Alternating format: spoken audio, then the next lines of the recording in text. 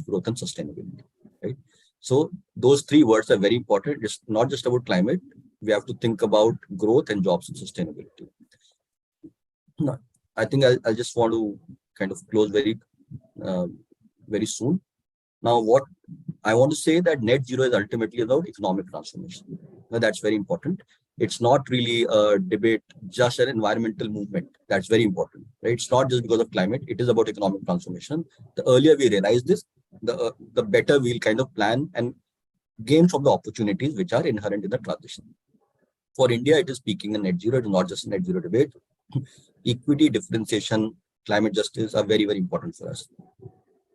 Stakeholder conversations are critical. So this meeting, for example, these such meetings and such conversations are very, very important because many stakeholders have to start viewing this debate, first of all, very important, but also from the economic transition lens. That's why very important. The notion of economic cost is real and carbon pricing is here to stay. Ultimately, planning for the future is very critical. That's what. So let me stop here. Happy to answer any questions. Thank you, Dr. Vaibhav. I think you should drink some water too. Yeah. I know you've been talking for a very long time. I was very, happy to have listened to you in the last 15 minutes. I've got really updated on a lot of aspects that is currently in the, in the development arena, and your knowledge is immense in terms of having talked to us about these important matters, especially as you said, equity becomes a major part of the discussion, and for which such kind of discourses and engagement with the stakeholders. A lot of us still are learning about this, are skeptical about this. There is no more need for a lot of more innovation, and at the same time, there is also a lot of opportunity in terms of job in the sector.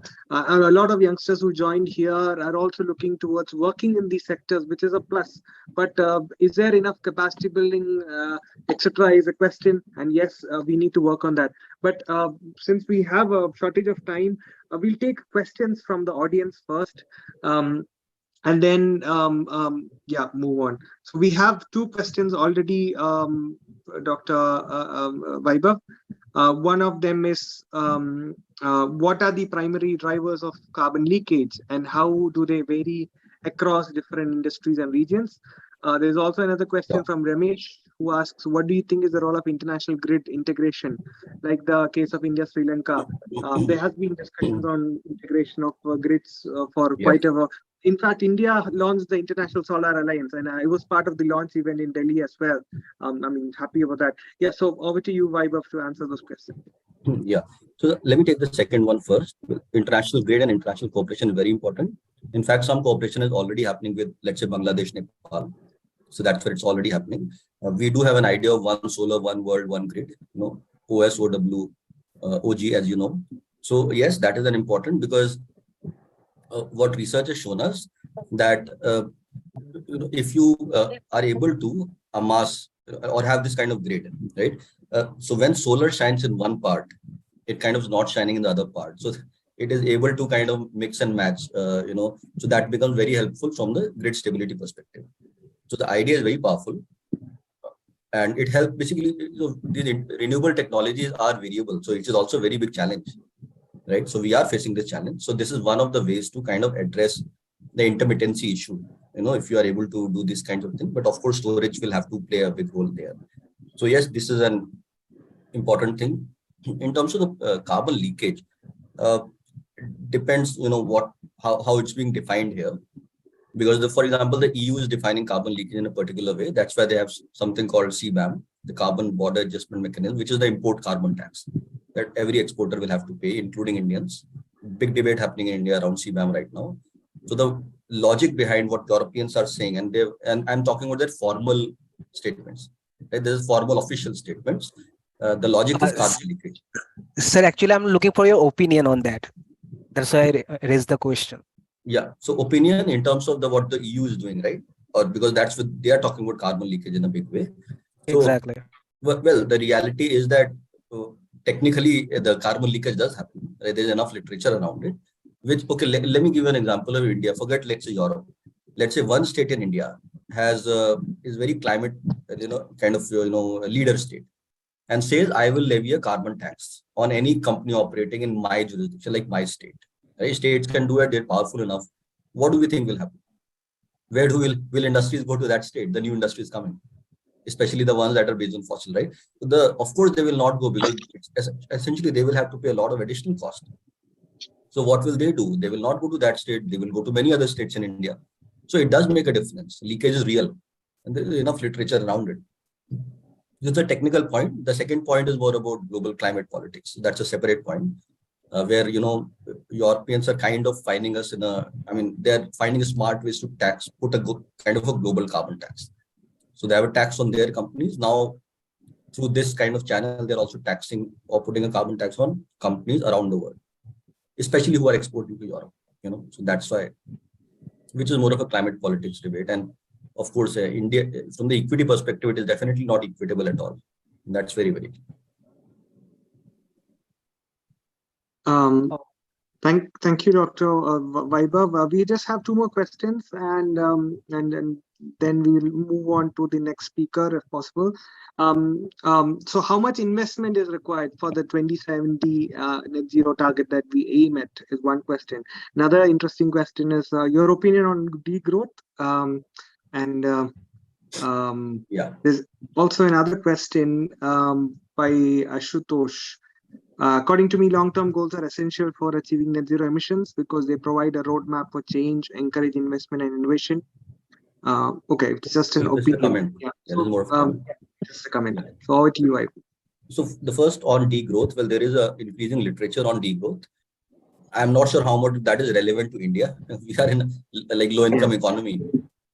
So yeah, but let me say this. Life, the whole concept of life is very important because it talks about reducing consumption. Automatically, if you reduce consumption, let's say this whole talk about fast fashion, right? New consumerist trends are emerging. Of course, they don't lead us to a sustainable lifestyle. But at the other side of it, they do impact, they do result in faster economic growth as measured in GDP terms, right? So that part, if to the extent possible to reduce, to have more efficient, more sustainable lifestyle, it will anyways have some impact on GDP growth automatically. For an economy like India, it will not mean that, our growth declines drastically because we are going to grow very significantly next 30 years. That's very, very clear. But those concepts are very important, especially sustainable lifestyle concept is very important. That's how I'll put it. And it will definitely have some impact on the growth rates as numerically measured in GDP terms. So that is one thing.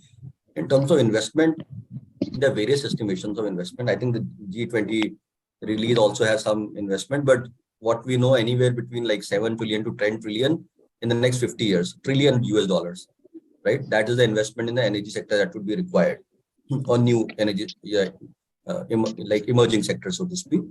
What we also know, and this is not the money that is needed from abroad, this is the total investment that is required. A lot of this investment will be met from domestic banking sector, right? And whatever is left will be, because the banking sector also depends on, there is a cyclical relationship. Our economy grows, there is saving rates, and that saving is ultimately, which is available to be invested, and it is routed through Indian bank. And that's the financial architecture, right? So because our economy is not super rich, that pool of savings is not so much. So that's what is meant by the banking sectors, total size, how much we can get from the banking sector, domestic banking sector.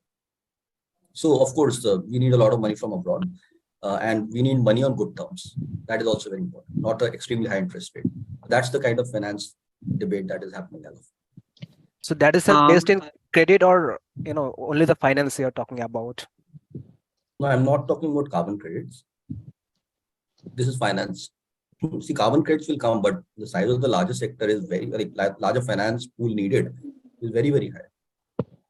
Right? Carbon credits is going to be a very small part of that larger thing, economy-wide investment number. Got that. Dr. Vaibhav, thank you for that. The last question from my side, and we have a small memento as well as for that, which is what would be your suggestion or advice to future youngsters who are actively wanting to work in India in this transition? for a sustainable planet and for mitigating impacts of climate change. So what is your advice to them? And there is so much information and knowledge that is coming, which is certainly affecting our mental health as well. But your experience and as a final mark of remarks, what would you like to advise? Sure. Let me say of course, the job opportunities are growing tremendously in the sector. This is one of the fastest growing sector. Different kinds of organizations. There are like think tanks like us. Then there are consulting organizations. And then because now India is going to have this own carbon market, its own domestic emission trading scheme.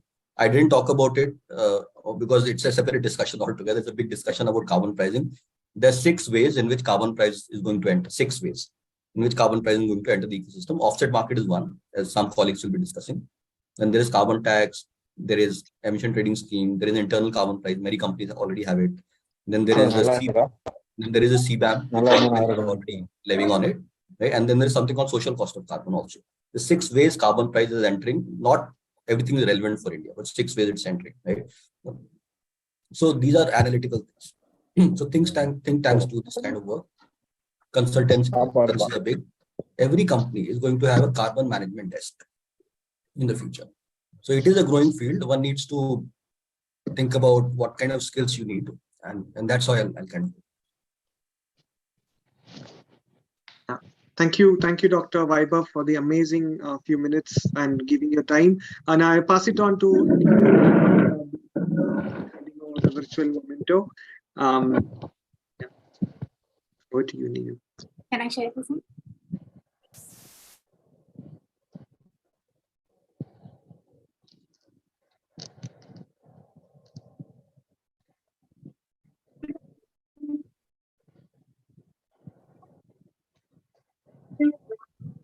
All from our end. You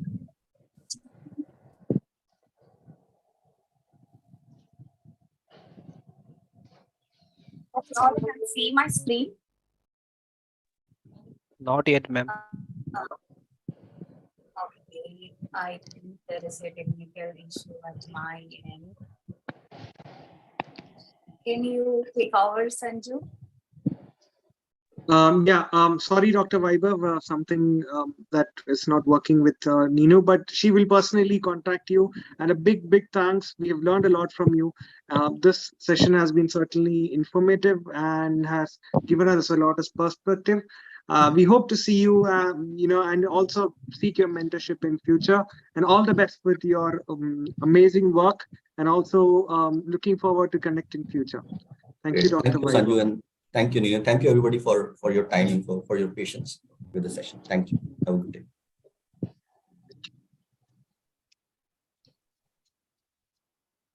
Yeah, that was in fact an amazing session. I know it's been almost 45 minutes now. Quickly, if anyone wants to go get water and come back, do please go ahead. Meanwhile, we'll wait for our next panelist who will be joining, Miss Avantika Gupta. I mean, really happy to see amazing questions that came up from you. And Avantika. Hi, Avantika. Hi. And welcome to today's session. Hi. Neenu, shall I start? Yes. Or... if we are good, we can start. Yeah. All right. So, back to the next session. We had an amazing interaction with Dr. Vaibhav from CW, who explained us about net zero, various targets that we're working towards, and what is the practical aspect behind the debate of net zero. It's a great thing that we, at least in case of India, we have kept a target, and we, as Dr. Vaibhav said, we will have to, up to an extent, we will be increasing our emissions until 2045 and then stabilize. But that is something which we will have to do for the sake of development, for the sake of jobs, creating more jobs, and also making basic necessities accessible to all. Now we have Avantika Gupta here, who is expert in carbon markets, and she'll be talking about carbon market for decarbonization. She's part of the advisory group called the Advait Green Energy, and she has a strong academic background in the energy sector with the MTech in energy technology. Her primary areas of work are carbon markets and climate technology. She's already been leading consultancies and supporting organizations in this area. Her last venture was in exploring green hydrogen-based solutions, which is important technology that across the globe now nations are working on. She's been recognized as a subject matter expert in this area and is having a very strong vision for a sustainable and greener future. We welcome you, Avantika, and looking forward to your amazing session. Thank you so much. Can I take a minute? Just 1 minute. Sure. You're stuck, so yeah.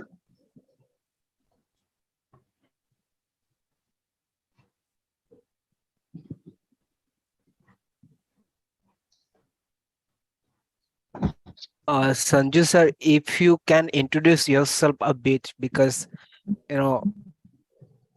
would like to understand yourself. I mean, why you organize this session, because you might have something in your mind whether this should be, it should be spread globally, right? So we are looking for some words from you, sir, if it is possible. Sure, Barman. I will introduce myself to you, but I think before that, we will listen to Ms. Avantika and her thoughts, and then before we transition to the next speaker, I'll introduce more about myself. Also, maybe you can introduce about Social Town and why we're doing this. But yes, over to you, Avantika. You can start. We'll now put you as a highlight, and we have next 20 minutes for you, and then we'll take a couple of questions as well. Over to you. Thank you so much for having me here. First of all, I'd like to thank the Social Town as well. So myself, Avantika Gupta, and I've been heading the climate and carbon services in my present company, that is Advait Energy. We have also recently ventured into the green hydrogen, and luckily we are one of the few companies that got the very few initial projects of the green hydrogen, and we are going to commission a green hydrogen project in Rishikesh by the end of November. So that's going to be a proud moment for us. Yes. Thank you so much. I will ask you to allow me to share my screen here. May I? Yeah, we'll just make you the co-host. Yeah, my screen is visible, right? Yeah, it is now. All right. So we will begin with the topic, that is carbon markets for decarbonization. Let's start the scary picture. Let's start by understanding the sectoral emissions around the globe. This infograph shows us the global GHG emissions around the sector globally. And so the very first step that I say is to understand the emissions. First of all, we need to have the understanding of these emissions to be able to, identify what are the major polluting sectors, and thereby various interventions, for example, technological interventions or policy interventions or mandates or carbon markets can be planned accordingly. Hence, accounting the greenhouse gases emission is the first step towards taking the accountability. Now, decarbonization, I'm not going to define it for sure. So decarbonization is basically the choices that we make, the path that we take, the decisions that we make, all right, to achieve our targets to reduce emissions. So decarbonization's ultimate goal is to combat the climate change and to reduce the harmful effects of the human activities on the environment. Now, what should be the pace of decarbonization? So as per a very recent report by PwC, our pace of decarbonization should be 17.2% of the global emissions that are happening.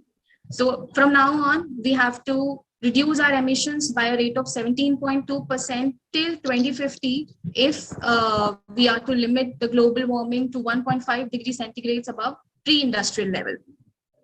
Now, but what is the current rate of decarbonization, it is only 2.5%. Yes, it is 7 times slower than the required rate.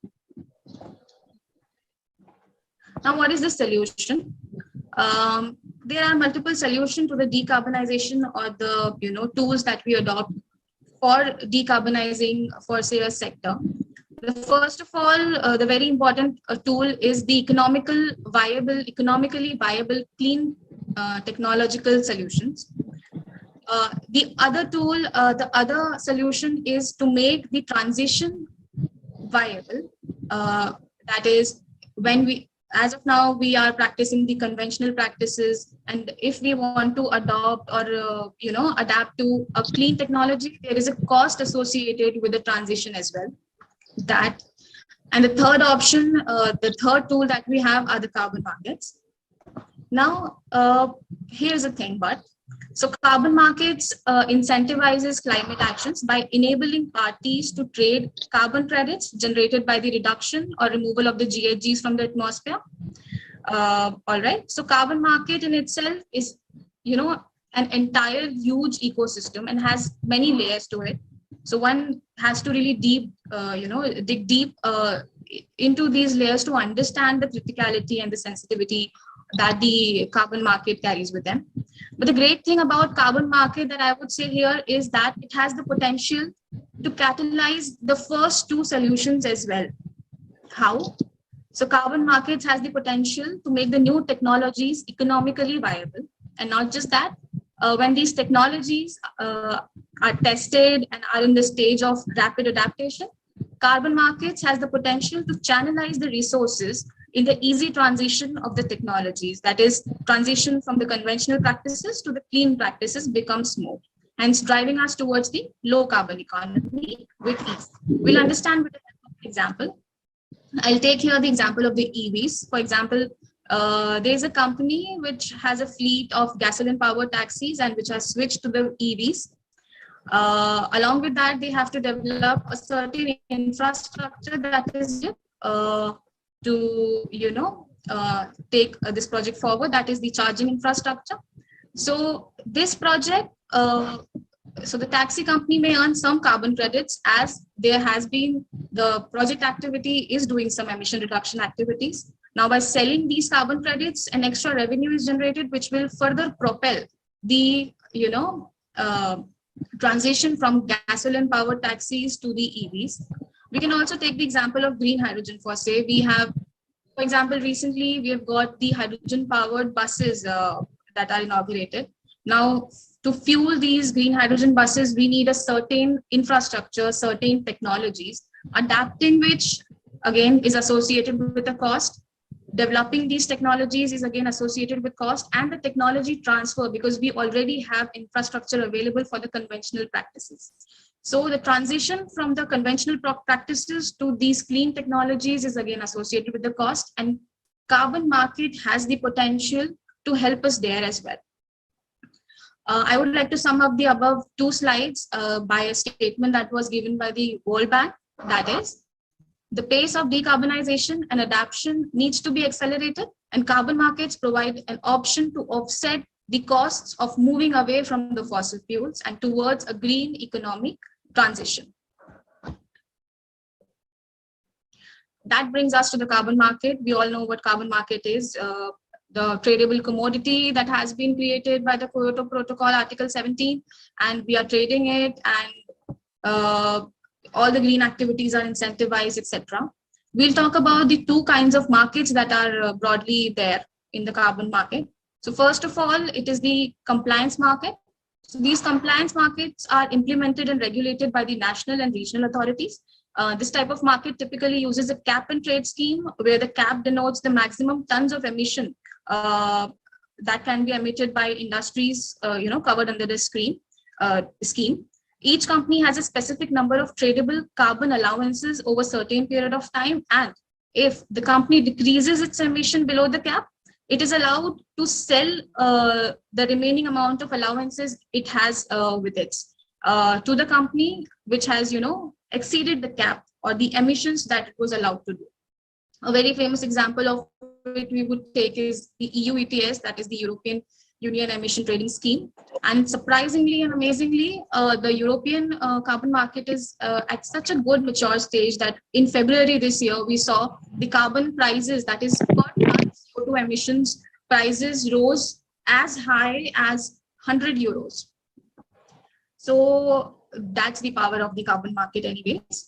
The second market that we have is the voluntary carbon market. So these voluntary carbon market, as the name suggests, are self-regulated and are created by private organizations. These are driven by the private sector's net zero commitments, making it possible for investors, governments, organizations, individuals, and businesses to acquire carbon offset from project developers or other third parties. Now, many firms declare their ambitious commitments to combat climate change, but due to the lack of cost-effective options to reduce the carbon emissions, VCM can be, can be a great tool for that to happen.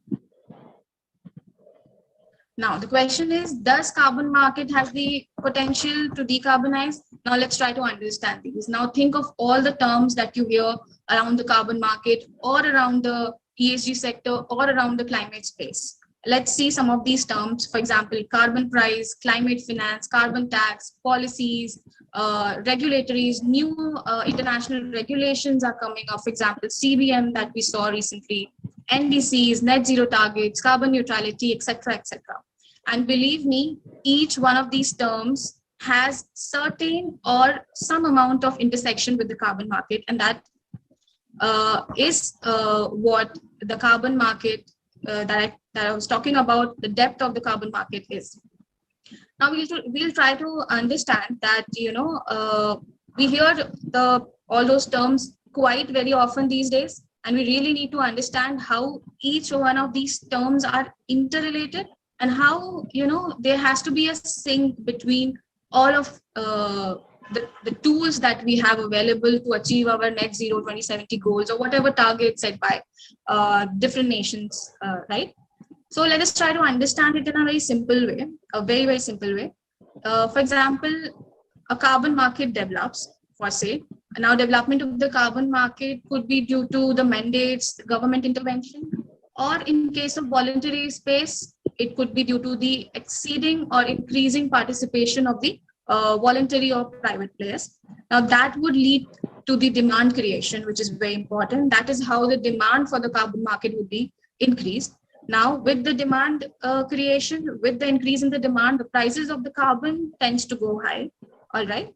And then if the prices of the carbon tends to go high, this in a way incentivizes the green activities. Not only it incentivizes, but it will impact the other sectors as well. I'll tell you how. And that is how the carbon market development happens in a certain region. Now, why it is important for carbon market to develop, for us, to have a certain level of the carbon prices to achieve. Why is it important? So first of all, as we said, it incentivizes the green activities in a holistic sense.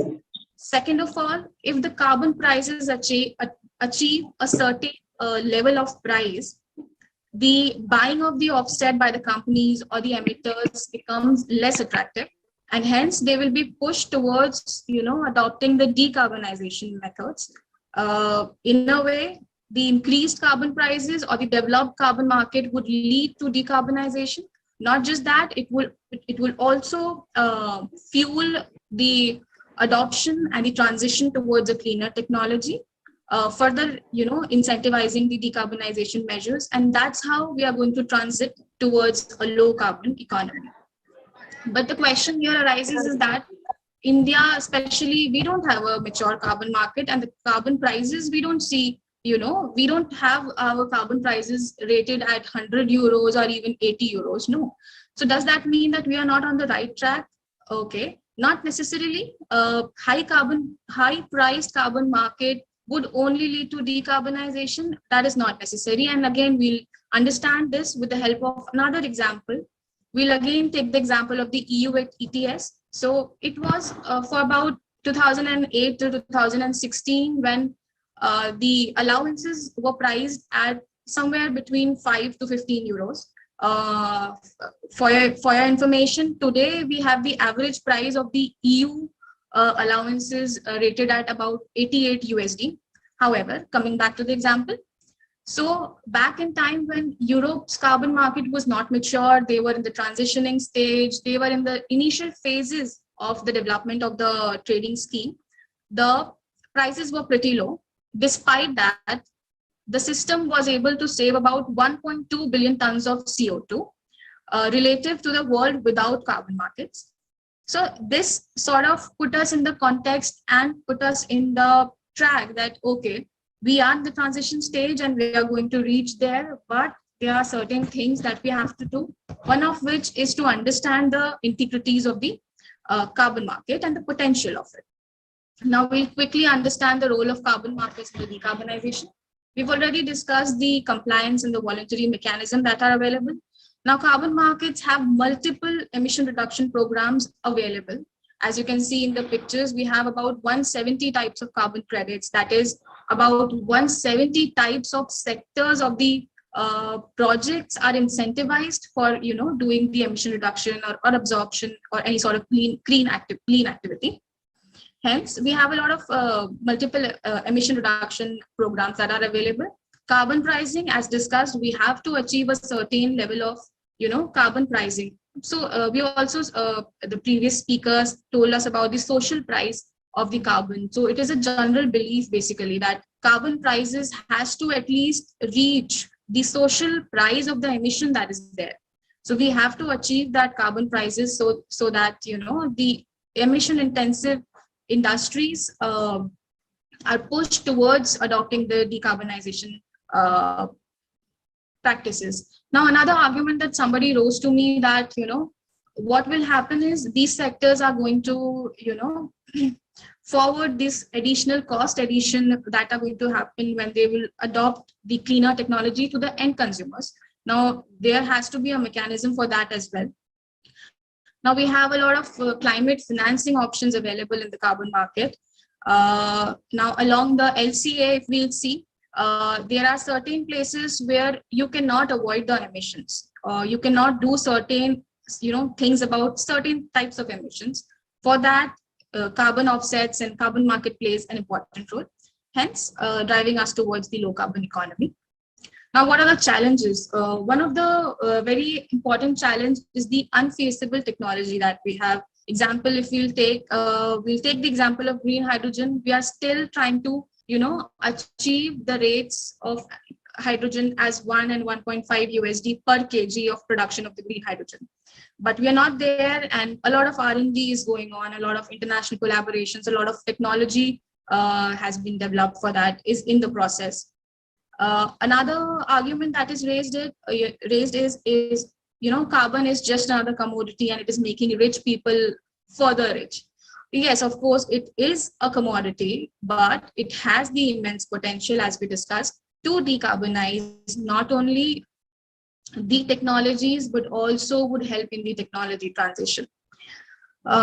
Price volatility is something of a major concern, because price volatility is something that leaves the investors a lot apprehensive about investing in the technologies, because they are not sure whether they are going to invest in a certain technology and is it going to be worth it, or maybe carbon prices, whether they are going to be there or not, or what would be the carbon price, is it going to be feasible? So price volatility is something that we see, which is a major concern. And greenwashing, for example, now we'll take again the example of Europe, where a lot of countries have come up with this regulation that you cannot claim to be claim to be carbon neutral unless you provide the relevant documents to prove it. All right.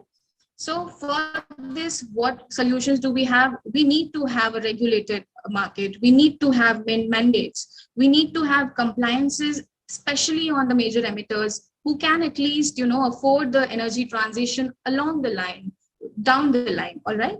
And carbon pricing has to be developed, and we have to achieve a carbon pricing which can at least equate the social cost of emission. Other problems that we have here is the scarce financing and the quality of the carbon credits. a lot of questions are many a times raised. For that, what we have to do is, again, regulated market would in a way solve these problems. Apart from that, we need to strengthen the verification and validation systems that are available with us as of now. The other problem that we face is the lack of transparency and accessibility.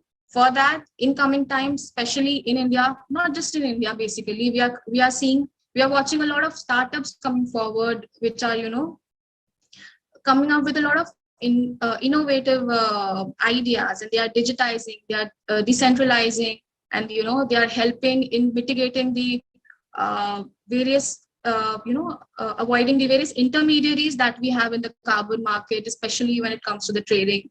So which leads to the unjustified price realization to the end client. We are losing you. Okay.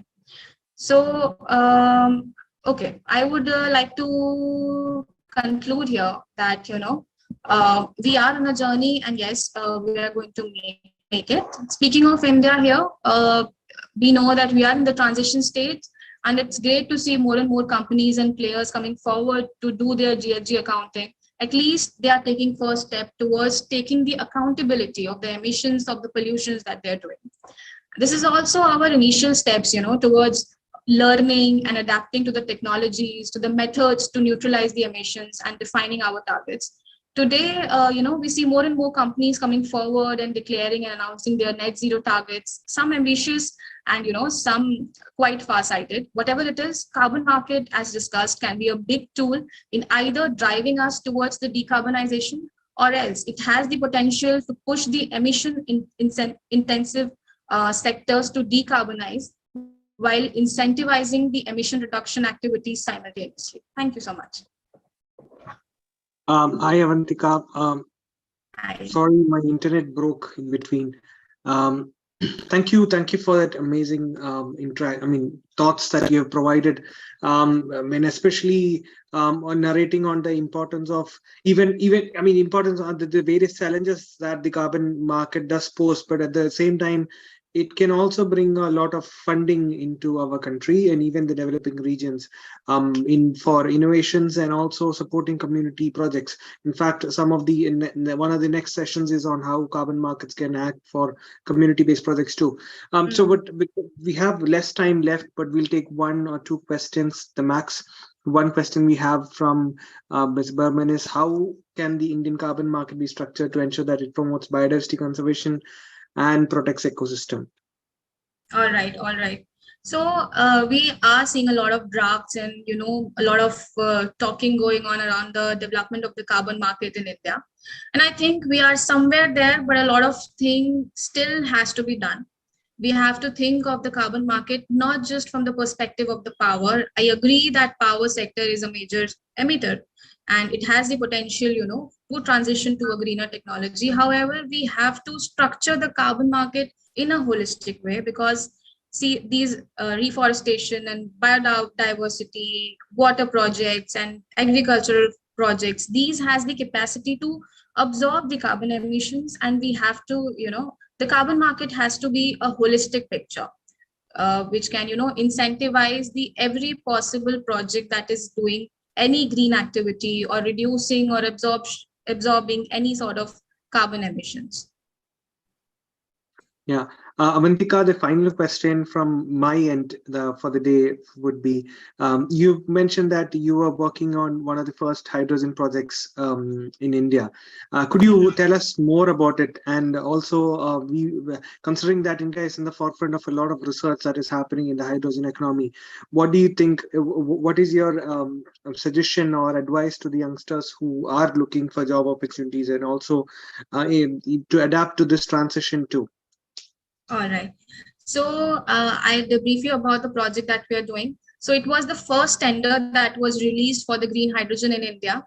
And we've been really lucky, or I would say our team has worked really hard and we won that project. So it's a pilot project. So basically government and PSUs are as of now in the testing stage of the technology. So they are doing the pilot project. So it's a pilot project. We are to install a 300 kilowatt of electrolyzer. We are going to use the power from the solar, and we are going to generate electricity to give power to the small residential area over there in the Rishikesh. The second question that you asked, what I would like to tell especially this generation or the generation that is coming forward is I see a lot of people getting interested in the transient energy. And I think this is the future. We have to be curious and we have to have, a sort of curiosity, whether, carbon markets or whether it's green hydrogen, whether it's CCUS, whether it's some other technologies, EVs. So this is the future. If we have to decarbonize, if we have to, let's talk about a bigger vision. If we have to have a balance of the nature of the climate and we have to, save the earth, then more and more people have to get into such sectors and would have to, play a major role. Especially this generation, I think we do have a lot of independent, curious, innovative minds. And I think this generation has the power to do a lot. And I've seen this a lot, especially these days, especially here as well in India. So that's what I would like to say. Yes. Thank you, Avantika, for the sweet words. In fact, I'm quite happy about hearing that you were one of the first companies to get the tender. I myself, a couple of years back, 5 years back, worked with a young chap back in Arapura to develop hydrogen-based boat engines for the houseboat industry. We did a lot. We did a lot of trials and stuff, but it didn't take off because at that point of time there was not much noise around hydrogen. But if I was wondering if it was at this point that we did those prototypes, and so it would have certainly have seeked a lot of attention. But looking forward for a bright future. Thanks, Avantika. I'm passing on to Neenu for a small momentum, a token of appreciation, which is virtual though. But yeah. Okay. Thank you, Avantika, and thank you, Sanju, for saving me.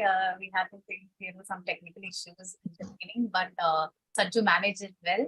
And thank you so much, Avantika, for joining us. Let me present the Momento now.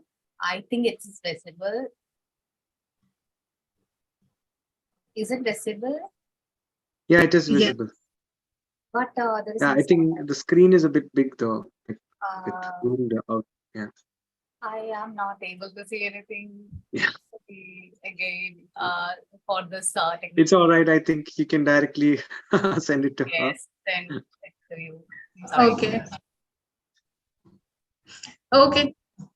Yeah, thank you, Avantika, for joining us and giving us all your knowledge. But if you wish to continue, please do, or else we wishing you all the best for all the future ventures, and hoping forward to connect with you sometime in the future. Thank you so much. Same to you. Take care. Bye. All right. So we come to. I mean, we sort of going. Neenu. Oh, yeah. Okay. Now we can see the Momento. Yeah, but I think Avantika left. Oh yeah, Avantika is here. So she's. And finally, I managed to share at least one, virtual Momento. Please receive it. This is our humble gift. Thank you so much. Thank you. Thank you for understanding. And then we can go on to the next. Yeah. Shall I, Neenu, go on to the next person? Yes, please. So it's great. Yeah. Meanwhile, do you want to introduce yourself and Social Town a bit? Because we had one person asking about it. Maybe in the next break, I will introduce myself again. Yeah. Yes. Hi, everyone. Sorry for the technical glitch. It's never happened before. I don't know why. Maybe it's because a bit of a rainy season here in Kerala. I'm Neenu Rathin, founder of the Social Town. This is the 6th edition of the Social Town Talk series. And we have managed to get a lot of amazing speakers in the previous and this edition. I'm so happy to see all of you here in this weekend. Saturday and Sunday, it's very tough. We have managed to get around 800 participants for a virtual event in a non-COVID era. That is not so small. And a lot of people are watching live also. And we are almost full, and soon we have actually requested many of the people to attend YouTube live streaming. So I was actually, communicating with them as well. So sorry for the, few delays and some glitches. Please bear with us. And we have our next speaker waiting for his talk. Without delay, can we move on? Yeah, sure, Ninu. Thanks for that. I mean, it's quite interesting. And each session is interesting. I know it's already been an hour now. So we have welcoming our next amazing speaker, Rohit Kumar, who will be talking about carbon market opportunities in community-based projects and organizations. Hello, Mr. Rohit. Rohit is a very interesting personality.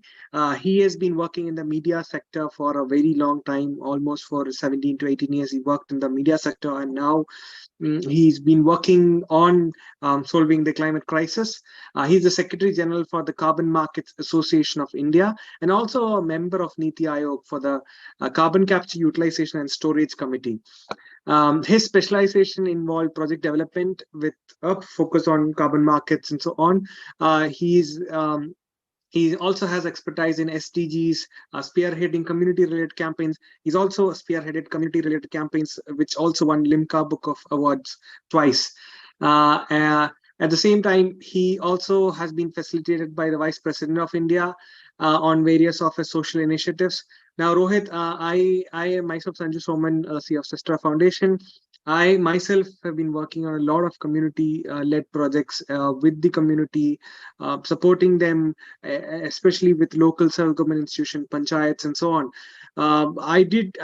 We all do realize that there is a large need for finance for community-based organization, and carbon markets play a major role in bringing in finance for some of these amazing projects as well. So now we would like to hear your thoughts, and I am passing over the mic towards you, Mr. Rohit. If you have a presentation, we'll make you the co-host, and then you can present as well. Over to you, Mr. Rohit. Thank you so much, and thank you, the Social Town, Ninu and Sumanji. That was great that you have invited me today. I'll just share the presentation. Yeah, can you see the presentation now? Yes, we are able to see it. You might want to expand it or present it. Yeah. So first of all, that is a great initiative, and it's a good dialogue regarding the carbon market, and this is much needed. In Delhi and other part of India, we are regularly attending such conference most of the time, and now. Today, a few slides I will present about Carbon Market Association of India, what we are doing, why there is a need for such body. And after that, we'll discuss about, since all the speaker is already discussing about carbon market and NDC and net zero goals, so I will skip few slides in between. And finally, I will discuss about what is the great opportunity India as a country has. And India has a tremendous opportunity to not only meet their NDC target, or net zero goal target, but also neighboring countries and a lot of European countries, Japan, Singapore, and Korea. So we are closely working with all these three countries and developing some projects. So I'll just discuss about, this is the carbon market cycle. You can see that industry is doing emission or trying to reduce emission. They spend money for carbon projects, and finally the carbon projects give them certification. So we are a huge country. So we realize that this ecosystem need to be developed strongly, because we are the third largest emitter in the world. While our per capita emission is only 2, while Europe has per capita emission more than 8-10, I think. Even China has per capita emission around 6-7. So as a nation, we are doing very less emission right now per capita. But overall, we are the third largest emitter. The major challenge is that we have the coal energy right now as a source of energy. So we are a Section 8 company. We are a stakeholder in MOFCC, BE, MNRE, Ministry of Agriculture, Railways. As you rightly said, we are also member for Niti Aayog for Carbon Capture, Green Hydrogen Committee, and Green Steel Committee. We have already signed MOU with MNRE for areas vertical, and also with the Krishi Chamber, and we are doing some projects in Haryana for sustainable agriculture, land management, agroforestry projects, and also World Energy Council. So this we have already discussed. When we talk about carbon credit and carbon market, or environmental credit, green credit, water credit, the complete ecosystem need to be developed very strongly, starting from communities, farmer, FPO, regulators, government institutions, financial institutions has to play a very critical role in coming years for decarbonization of India and the world. So all the stakeholders should be in the common platform and common path. So that is the only way to initiate all the activities in India. And largely MSME has to play a very important role, which is yet to start in the big way. So CMAI and its member has very large presence around the world. So there are three kind of countries, a set of countries we can say, a developed nation, developing like India, and least developed country like we have neighbors like Nepal, Bhutan, Myanmar, and other part of the world. So all these three set of countries has to work together. So developed nation is largely buyer of carbon credit from developing and least developed country. While India is going through the phase to develop Indian carbon market and meeting the NDC requirements, that will going to happen in coming months or in December, that a lot of development is going to happen when government of India is planning to set up cap and trade policy, that sector-wise emission reduction target. So that is going to happen in a big way, and we are closely watching it. So our role is to do policy advocacy for sector-wise, because every sector has different requirements and needs, and every sector has different challenges and opportunities as well. So CMAI and its member has more than 70% Indian carbon credit, as a member, as a group of institutions and organizations. So these are the ministry. Yeah, these are the ministry we work closely. So recently, Government of India, Ministry of Power has also made a stakeholder for sharing CCTS policy frameworks and policy. So we are doing it. So what we do, we actually help to identify the sustainable projects, because recently we also met in the railway freight corridor. So they have multiple projects which is actually reducing the emission by replacing the large trucks and fossil fuel vehicles. So that is a tremendous opportunity. So we really identify, find out the mechanism and methodology this kind of project can qualify, promoting Indian carbon credit to the world, because when the Indian carbon credit will get a high price and high value, it will give a large FDI to the country, and also accelerating our growth for decarbonization. Apart from that, we also promote green technology and green practices, non-conventional practices, which is much needed. And finally, also in Article 6.2, which is going to open the great gateway to India, and a lot of investment we are expecting. And India and Japan has already signed NDC. Now there is a discussion happening in Korea, Singapore, New Zealand, and Britain. So that country will do investment in India, and they will offset their emission by creating the carbon, generating the carbon credit in the Indian land of India. So this is the various representation we have submitted. We work with, we also submitted to PMO about Article 6.2. Live campaign we are doing with Ministry of Environment in 2 million households in India, where we have already distributed the community-based initiative clean cooking projects by the help of our members. I will share those details in the next slide. This is the Ministry of Agriculture. We are in the carbon credit framework policy mechanism. Niti Aayog, we are working closely, railways, some of the MUs. So that is really important about Article 6.2. That is the core area where we are focusing right now, where bilateral and multilateral collaboration between two countries and helping in terms of getting investment and also offsetting those countries' emissions by transferring carbon credit. Nepal, Bhutan, we are working closely. Nepal hydro projects, Bhutan also. And these are some of the African countries where we have done solar cook stove, advanced cook stove projects. We do a lot of workshops, seminars, and projects. These are some of our members. So now we'll come to the very important slide that like everybody has discussed what is carbon credit and all. So we know that climate change is happening drastically, and climate change is a major concern, and it is going to create a lot of problem and crisis in this planet. And we have already discussed about 1.5 degree threshold. If it will not follow it, that the sea level is going to increase by 20 centimeter in the coming years by 2030. And that is going to create a big concern for a lot of islands in the world. So carbon credit is very simple terminology. If you reduce 1 ton of carbon dioxide emission from the nature, we'll get 1 credit or equivalent gas. So these are the 7 greenhouse gases, which is really dangerous and creating a lot of heat in the atmosphere and global warming. So I've discussed about carbon credit in 1 ton of CO2 or equivalent reduction emissions. So this is the journey of carbon offset mechanism. So when we talk about what is carbon credit, where we are today, the entire world is moving towards. So we have to move in this direction, and we're already moving as a country in this direction. We started our journey in 1992 in UNFCCC, Kyoto Protocol. Then after that, Paris Agreement happened in 2015. Every nation has decided, most of the countries have decided the NDC, like European Union has NDC by 2050. India has a net zero goal by 2050. India has net zero goal by 2070. And apart from that, there are various compliance market has been created, like European Union compliance market, New Zealand, and some is the California, Chinese, Korean compliance market. Indian government is also launch a market which is going to be functional very soon, which is Indian carbon market. And that purpose of launching the carbon market to meet India's NDC. And apart from that, there are various voluntary carbon market also came in the picture. And that is very strong nowadays. And India is the leader in the voluntary carbon market right now. So last few speakers has told about that carbon market future and opportunity. We're already sitting in the stage where we have 30% voluntary carbon market share of the world. And the voluntary carbon market, I will just come to the next slide, that what is the opportunity we have a country like. So we have discussed about two kinds of carbon market. One is compliance-based, second is the voluntary market.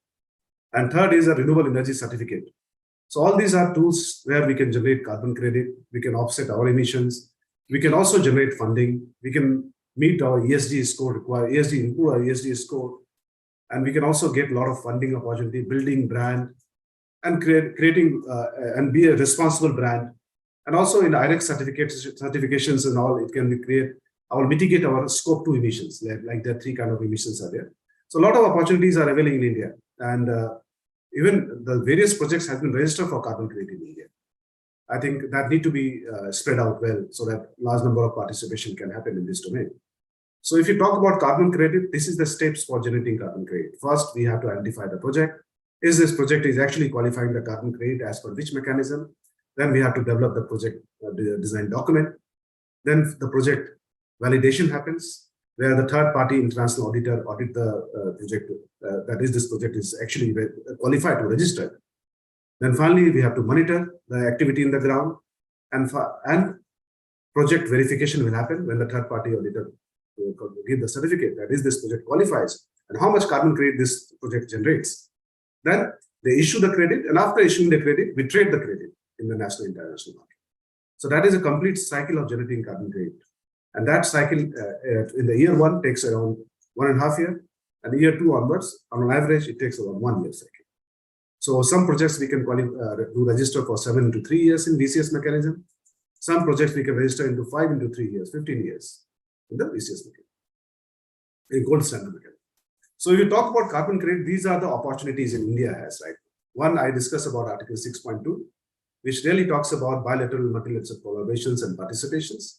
Second, we talk about Article 6.4. It was earlier Clean Development Mechanism and driven by UNFCCC.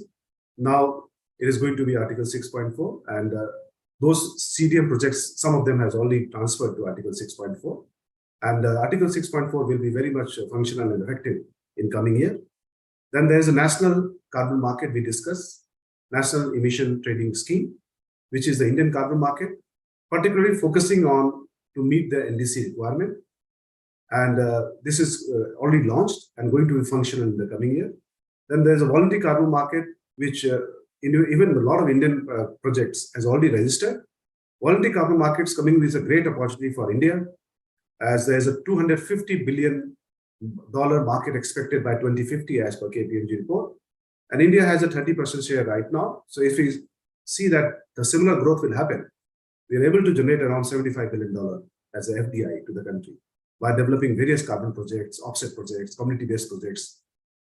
And finally, the Green Credit Program, which Government of India has already launched recently. And this program is a Indian government voluntary market, which is extension of the LIFE campaign with a lot of merits is had and meeting them and focusing more upon UN SDG requirement, not only GHG mitigations. So these are the 4 options, you can go to 5 options we have. Green Credit Program is going to launch in next year, functional, I think. But these 4 options are available right now, and we can register those projects, we can do collaborate, and we can generate high carbon credit and funding to the country and communities at large. We have discussed about all three emissions. So when we talk about decarbonization roadmap, offsetting the company emissions, when we talk about meeting the net zero goal target, we have to focus about all 3 emissions, scope 1, 2, 3. And all 3 emissions, we have to actually plan how to mitigate GHG mitigation happen. So all those planning can happen from the grassroots level. So this, I think somebody has already shared about what kind of emission is happening in India, which sector, how much emission is happening. Then the slide is really important that electricity is of course 38, but agriculture sector and allied sector also doing large emission in the country, which is around 21% of the emission. And manufacturing construction like sector 17%, transportation 9%, industrial process 5%, building 5%.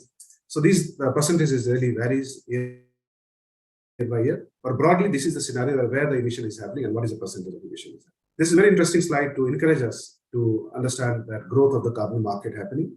Like in EU ETS, European carbon market pricing is €81 right now, which is going to increase, I think, very high. I think 81, more than 100 times, like $1,000 in €1,000 in 2030. So there is a huge exponential growth of the carbon market is going to happen. And if our project is really placed in the right direction, right quality, good quality projects and all, meeting large SDG parameters, meeting the mechanism needs and requirement, I'm sure we are able to generate high income and high profitability for Indian corporates, and also reaching our net zero goal emissions. So when we talk about, suppose a lot of organization is not clear that what carbon credit is and how this carbon credit need to be generated. This we have shared with NTPC actually to decarbonization journey. So first of all, every corporate need to understand the climate risk impacting baseline. What is the baseline? Then they have to discuss about net zero strategy plan, that how it would like to reach. Then they have to implement those activities inside the organizations.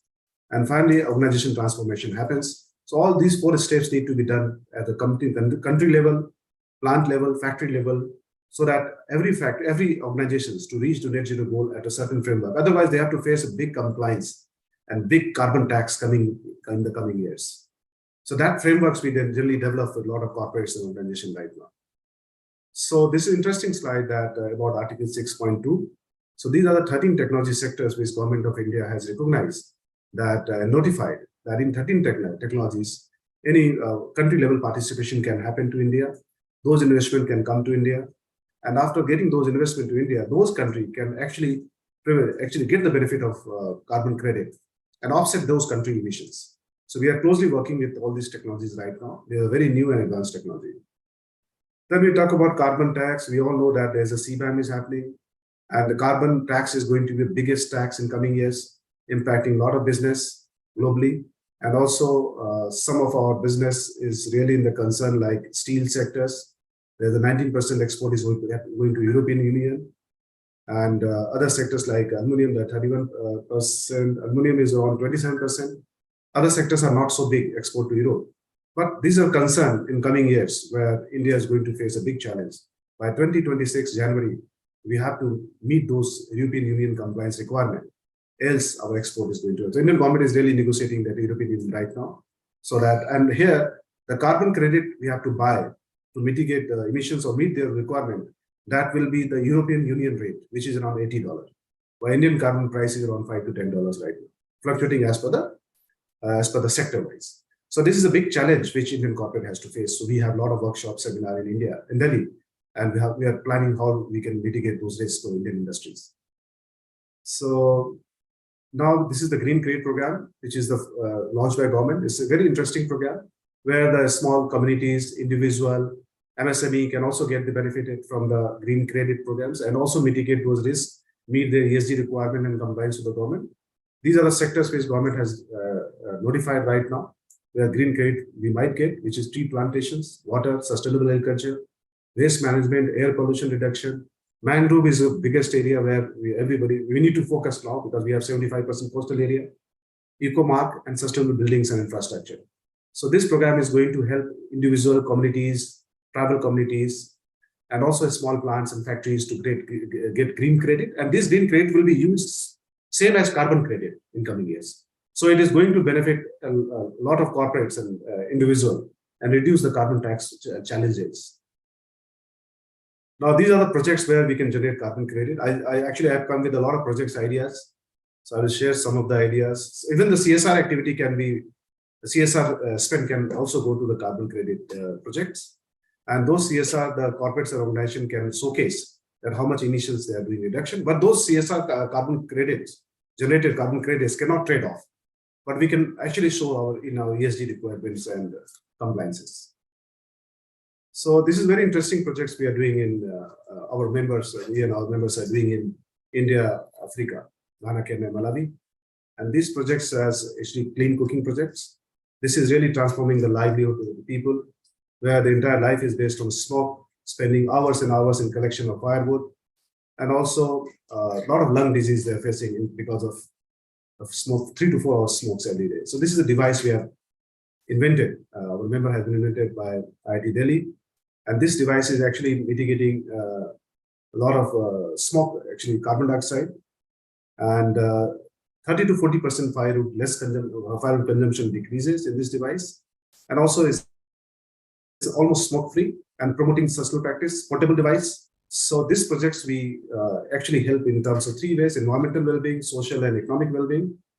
This is the life of the people. So when we have distributed this device, so how it is transforming the woman life, livelihood, and also economic condition improves as women save a lot of time in firewood collections. So they save around 1 or 2 hours everyday time. So we also do some skill activities also to skill development programs, so that a lot of activity can be done for improving their life. And these are you can say that 8 SDG parameters we are meeting from these kind of projects. And all these projects are very high in terms of quality, carbon quality demand. So all the petroleum companies and all the biggest emitters, shipping companies would like to buy these kind of carbon credits.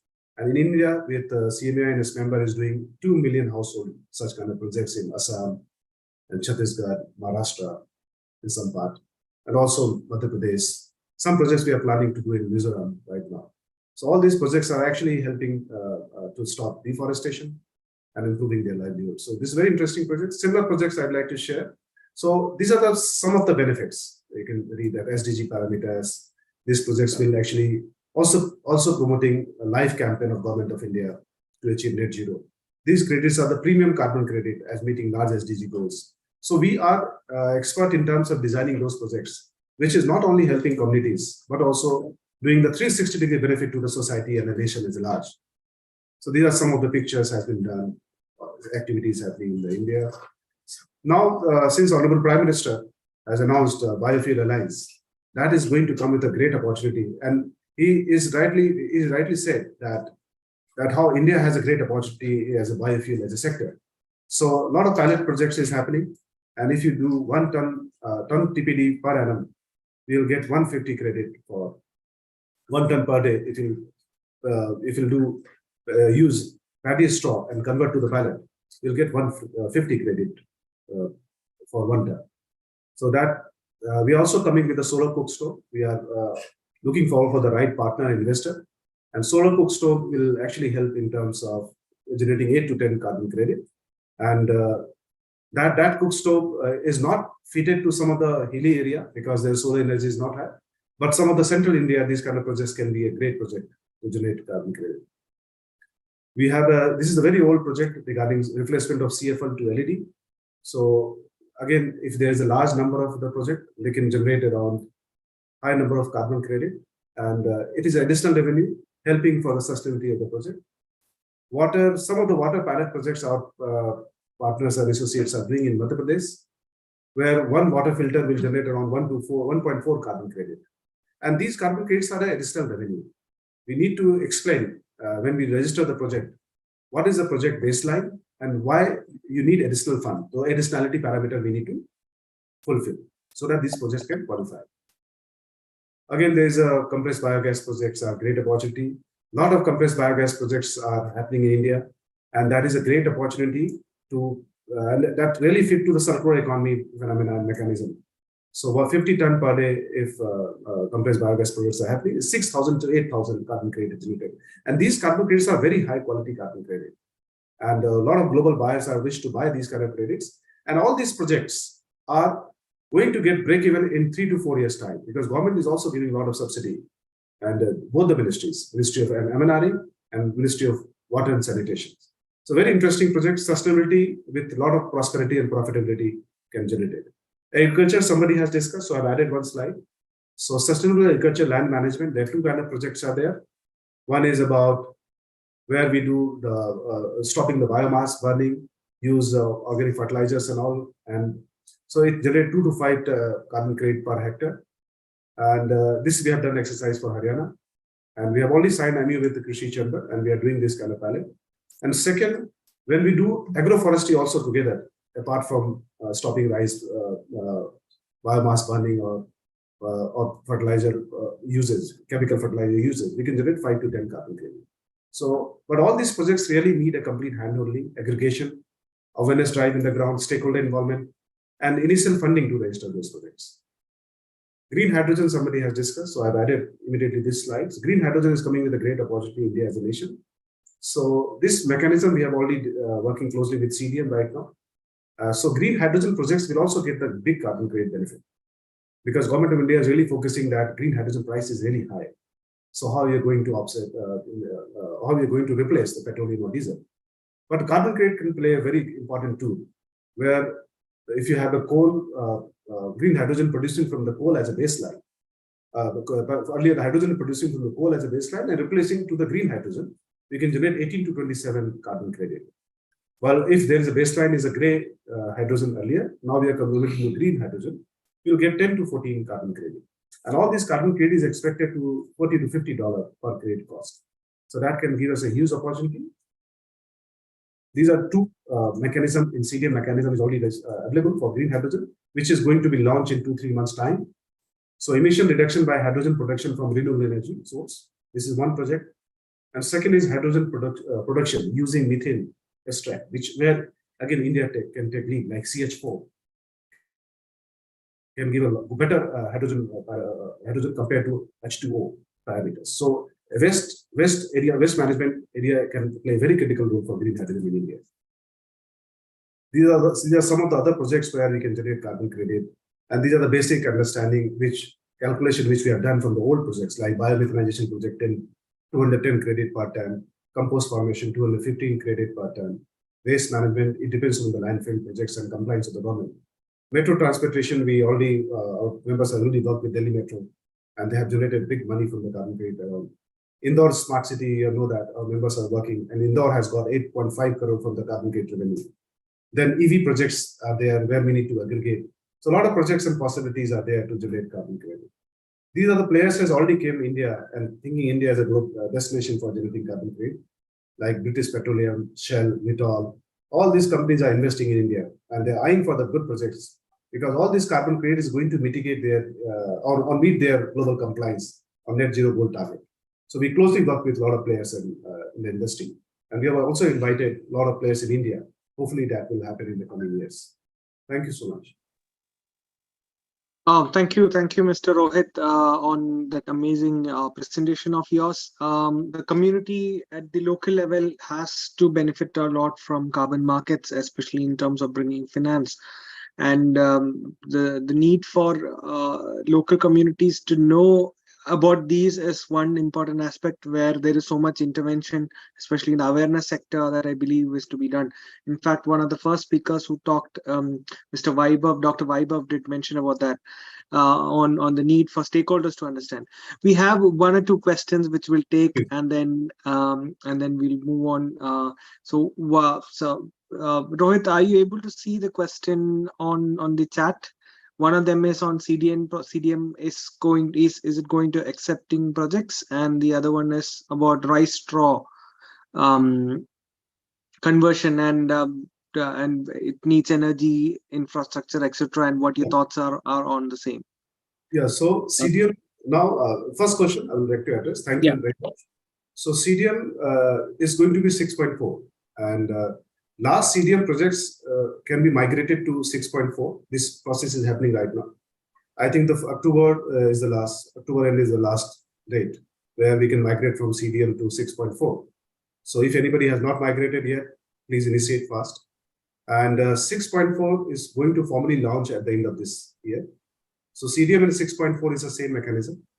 The basic advantage for 6.4 or CDM is that here, whatever project we can register, that projects will definitely help in two ways. Meeting our NDC requirements, and left credit we can trade to global players, and we can also earn benefit. So both the benefits can be happen from the 6.4. While voluntary market, we are not will not get the NDC requirement parameters, but definitely voluntary market is going to have great opportunity where India is not committed in the NDC parameters. Like agriculture sector, India has not committed for NDC goal. Like mangroves, we are not committed in NDC goal. So some projects which is not committed, not mentioned in NDC parameters, we can definitely register those projects in the voluntary market and get the carbon credit. But 6.4 is giving both the opportunities. If you register there, either we can meet the NDC requirement, left we can trade off. But this at the end of this year, 6.4 will be very active. So what is the next question? We have another question on the US, Australia, EU talk about energy transition based on technology. Yeah, rooftop, solar.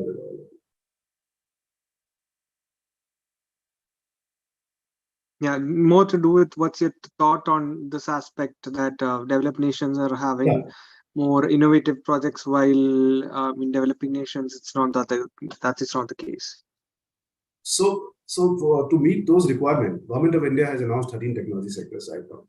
So if you want to generate carbon credit from the land of India or on some projects, so those 13 technologies they have to invest in India. Like all those technologies are very good for India point of view also. So in case we are getting some technology in the solar rooftop, like solar or green hydrogen, if in case we green ammonia, all these technology is going to help India's decarbonization journey and roadmap. So that's why it is very much clear from the Government of India, we'll only focus on 13 area right now. And most of the countries are coming and collaborating. So the areas like clean cooking and the improved cook stove, all these areas are not comes under Article 6.2. These areas qualify in the voluntary carbon market right now. So Article 6.2, government is really clear that they only focus on 13 areas right now. Yeah. Thank you, Rohit, for the comments. Yeah, we are short on time, but it was amazing to talk to you. We would like to hear your final comments on your suggestion or your thoughts for future leaders working in the sector. You have transitioned from media sector into now working on climate change. So what do your thoughts for the young generation out there, people who are aspiring to work in the sector, and also to the community who want to do such projects? Yeah, so idea is that the carbon credit projects, or I'll not say the carbon credit, I'll say the environmental credit. So environmental credit is the word where we all should work dedicatedly. And India or the youth, you can say primarily youth and young generation has to play a very important role. Because we are going to the stage where all the old technologies, old processes, conventional methodology need to be changed. And youth are coming with a lot of, we are also in touch with IIT Bombay for carbon capture technology, Vikram Sarabhai Center. So we find that India or the other part of the world, the youth are coming with a lot of innovations, process, technology. So they need to guide us and drive this mission to meet the net zero goal target and all. So we are also doing some startup campaign in coming months, where we'll invite those technologies which is actually reducing the GHG mitigations. Because all those technology need to be funded well. If the technology will qualify for carbon credit, the valuation of those technology will increase in the whole enterprise. So we are working closely with those technology process, and we'd like to invite them and write us in case those technologies are there. We are happy to assist and collaborate. Thank you. Sanju, we can't hear you. Yeah, I think so. You are on. Thank you, Rohit, for the vibrant words. As you said, clearly the youngsters of India with a lot of innovation and thought process. A lot of startups are coming up, and that does really give hope. Rather than waiting for technology transfer, the lot of frugal innovation that happens at the local level, at the panchayat level, or in our colleges, engineering colleges and other colleges. That is wow. And thanks for those amazing words. Now, with that, I would pass it on to Ninu for giving a token of appreciation, a memento, which is a virtual one though. But yes, over to you, Ninu. Thank you so much, sir, and please accept this.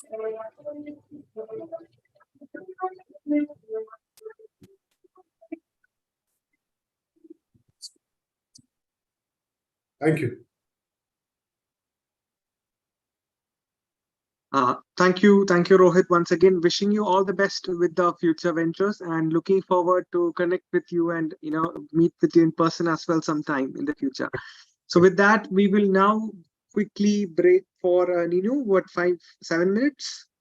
Yes, Dr. Yeah. Talat is here actually, Okay. but can take a quick break.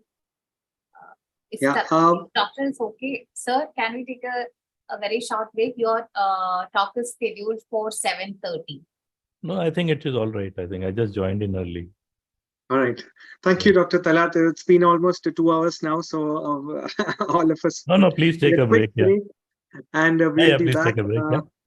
Yeah. So If you want to the take a next 10-minute break, also it is fine. Yeah. No. Yeah. No, it's fine. Want to We'll stay, quickly you can break take a for. break. Please share about your initiative or LinkedIn links in the chat box so others can also connect with you, but with a message, please. So if you want to take a short break, you can have some snacks or water and come back, but don't leave the Zoom. You may not get a spot when you come back. Yeah, there are a lot of people waiting. So back in 5 to 6 minutes. See you soon.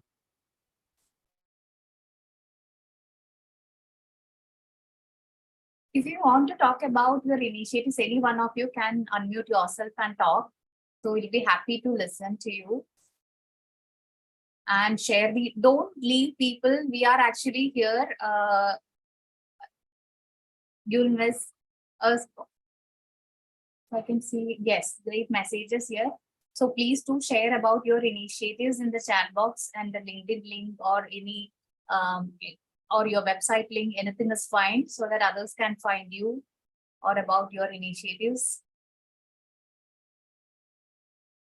Or just say hello to me. I'm here.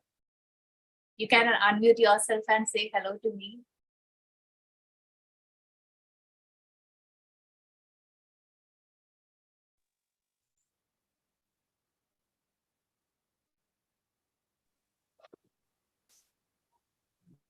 Hi, Ninu. This is Manish Raj. We had met. Hi, in Manish. Raipur. How are you? It's yeah. Why don't you switch on your camera and talk about your initiative? give me. I'll join in a minute on with camera.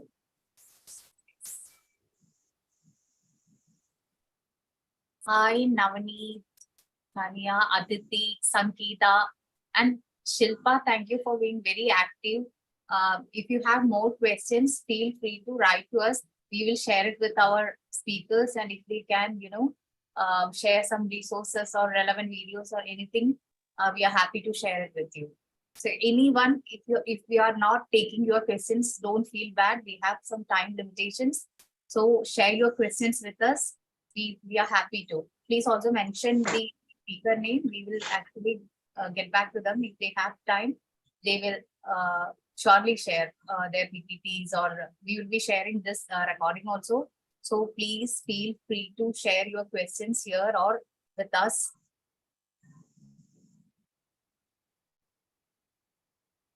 Hello, Joseph sir. Hello, Sangeeta. Hello, Dr. Hemlada. I'm just saying hi to random people. I'm so happy you people are here.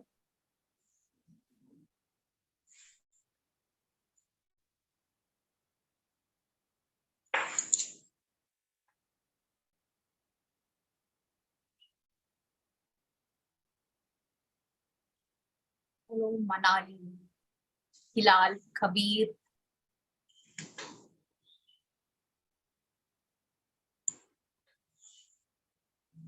Thank you, Martin.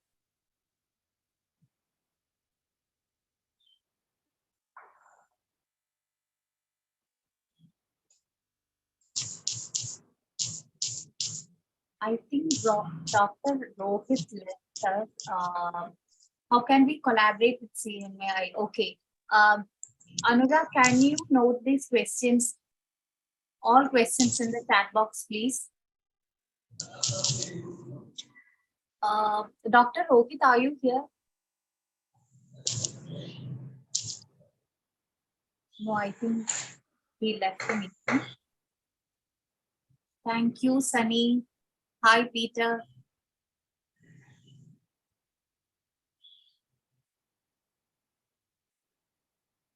Hi, Prachi, I remember you. Hello. Hello. Yes. Ah, Hi. Dr. Sudhir Joshi, ma'am. Hi, Dr. Sudhir. Fine, ma'am. Yeah, very Ma'am, happy. yes, please. We are very happy to see people like you joining our, all editions. Yes. And thank you for the great work you are doing. So you Ah. can please introduce yourself either in the chat or you can just mention so others can also, reach out to you. Okay. Should I now? Yes, please. Or if you're comfortable, you can just say hi to everyone and tell your initiative. Okay, myself, Dr. Sudhir Joshi. I'm a district health officer in Vadodara. I'm a part of United Nations in various high-level political forum. I'm a regional mentor in Atal Innovation Mission Niti Aayog. I'm also handling so many portfolios in collector office like SDG, nodal officer protocol, nodal officer elections, and nodal officer various projects. And I'm also part of my own firm, that is SDG Brigade India. I'm a founder and director, and we are working for SDG 2030. And let's have a good collaboration and teamwork for sustainable global peace, prosperity, and happiness. Thank you, Chair. Thank you, Dr. Sudhir. I think we can start. All right, Ninu. Shall I? Yes, please. Yeah, all right. So welcome back, everyone. I hope you had a sip of water or so and maybe snacks in back. Anyway, this session until now has been going really amazing. There has been amazing insights, and I'm sure so much of knowledge over the past 1.5, 2 hours that we all got. Now, one of the main things would certainly be processing it and then writing it down and working on some of these actions as well. Anyway, before starting, I will also quickly introduce myself once again. Some of you are asking. Myself, Sanju Soman. I'm the CEO of Sustera Foundation, based out of Kerala in India. We primarily focus on capacity building youth and the local self-government institutions to work in the area of climate action. So capacity building is a major area that we work on. And also, as I mentioned before, some community-led projects too. So next in our speaker list is the amazing Dr. Talat Munshi. Dr. Talat is a senior advisor for the UNEP Copenhagen Climate Center. He will be addressing the topic of pathways for low carbon transport in cities. At this current role, he looks into one area he looks into is transportation. Similarly, he's also worked on climate change and urban development in developing nations, with an emphasis on land use, transport, and geoinformatic science for mitigation and adaptation. He has been associate professor at CEPT for a very long time, mentoring a lot of youngsters, worked with University of Crete, and also worked in the TERI contributions to the Energy and Resource Institute in Delhi. Now, Dr. Talat, welcome towards today's session. I myself am currently working on a transport-based project. We are looking into last mile deliveries and how decarbonization of the last mile delivery can be done in the whole national level in India. Because India is going to see a rise of almost 4 times the number of deliveries that is happening now, because everyone is now on Zomato or Amazon or Flipkart ordering, and transport sector last mile deliveries plays a major role. So happy to today here, be and moderate the session and here invite you to this session today. Over to you, Dr. Talat Munshi. We're looking forward to listen to you. Yeah, thank you, Sanju, so much for this introduction. I think, and it's nice to know that you are working in the area of decarbonizing transport for the last. Am I audible? Just raise your hand. Yes, okay, absolutely. So it's nice to know that you're working in the area of last mile delivery and trying to decarbonize last mile delivery, because I think it's important that along with the passenger transport, we also try to look at the other side of it, the freight part of it, and also the logistics part of it, and try to decarbonize that, because a lot of GHG emissions and air pollution also come from that.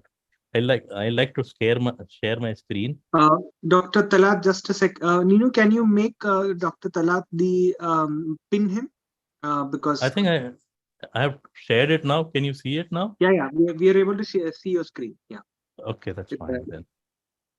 So basically, like as Sanju had mentioned, what I'm going to talk about is how cities can transit towards low carbon transport development, and with a general focus on developing countries.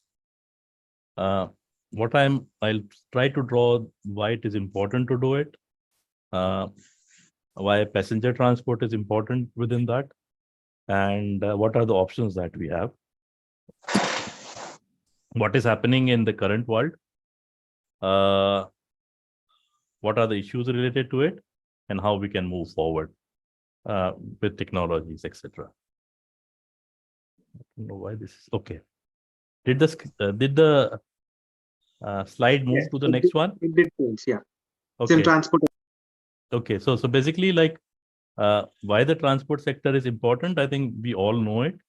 We all feel it daily. And it is a major emitter of GHG emitter of carbon dioxide. And within the transport sector itself, so if you just look at the overall emissions, 75% in most of the countries come from the energy sector. And large part of the emissions within the energy sector also come from the transport sector. And if we just look at the transport sector itself, within transport sector also, the road sector contributes to about 69% of emissions. And the emissions within the road sector have continuously grown over the years, and with a very high growth rate also. So it is quite alarming, and it is very important that we address emissions coming out from the road transport sector. Now, when we just look at the road transport sector itself also, so within the road transport sector, 40% of emissions that would come from private automobiles. So, and most of these private automobile emissions would happen in urban areas. So this sets the agenda as to why urban transport is very important, and why mitigating GHG emissions in urban areas is of prime importance if we are going to fight for global GHG emissions and try to limit GHG emissions so that the 1.5 degree targets are achieved.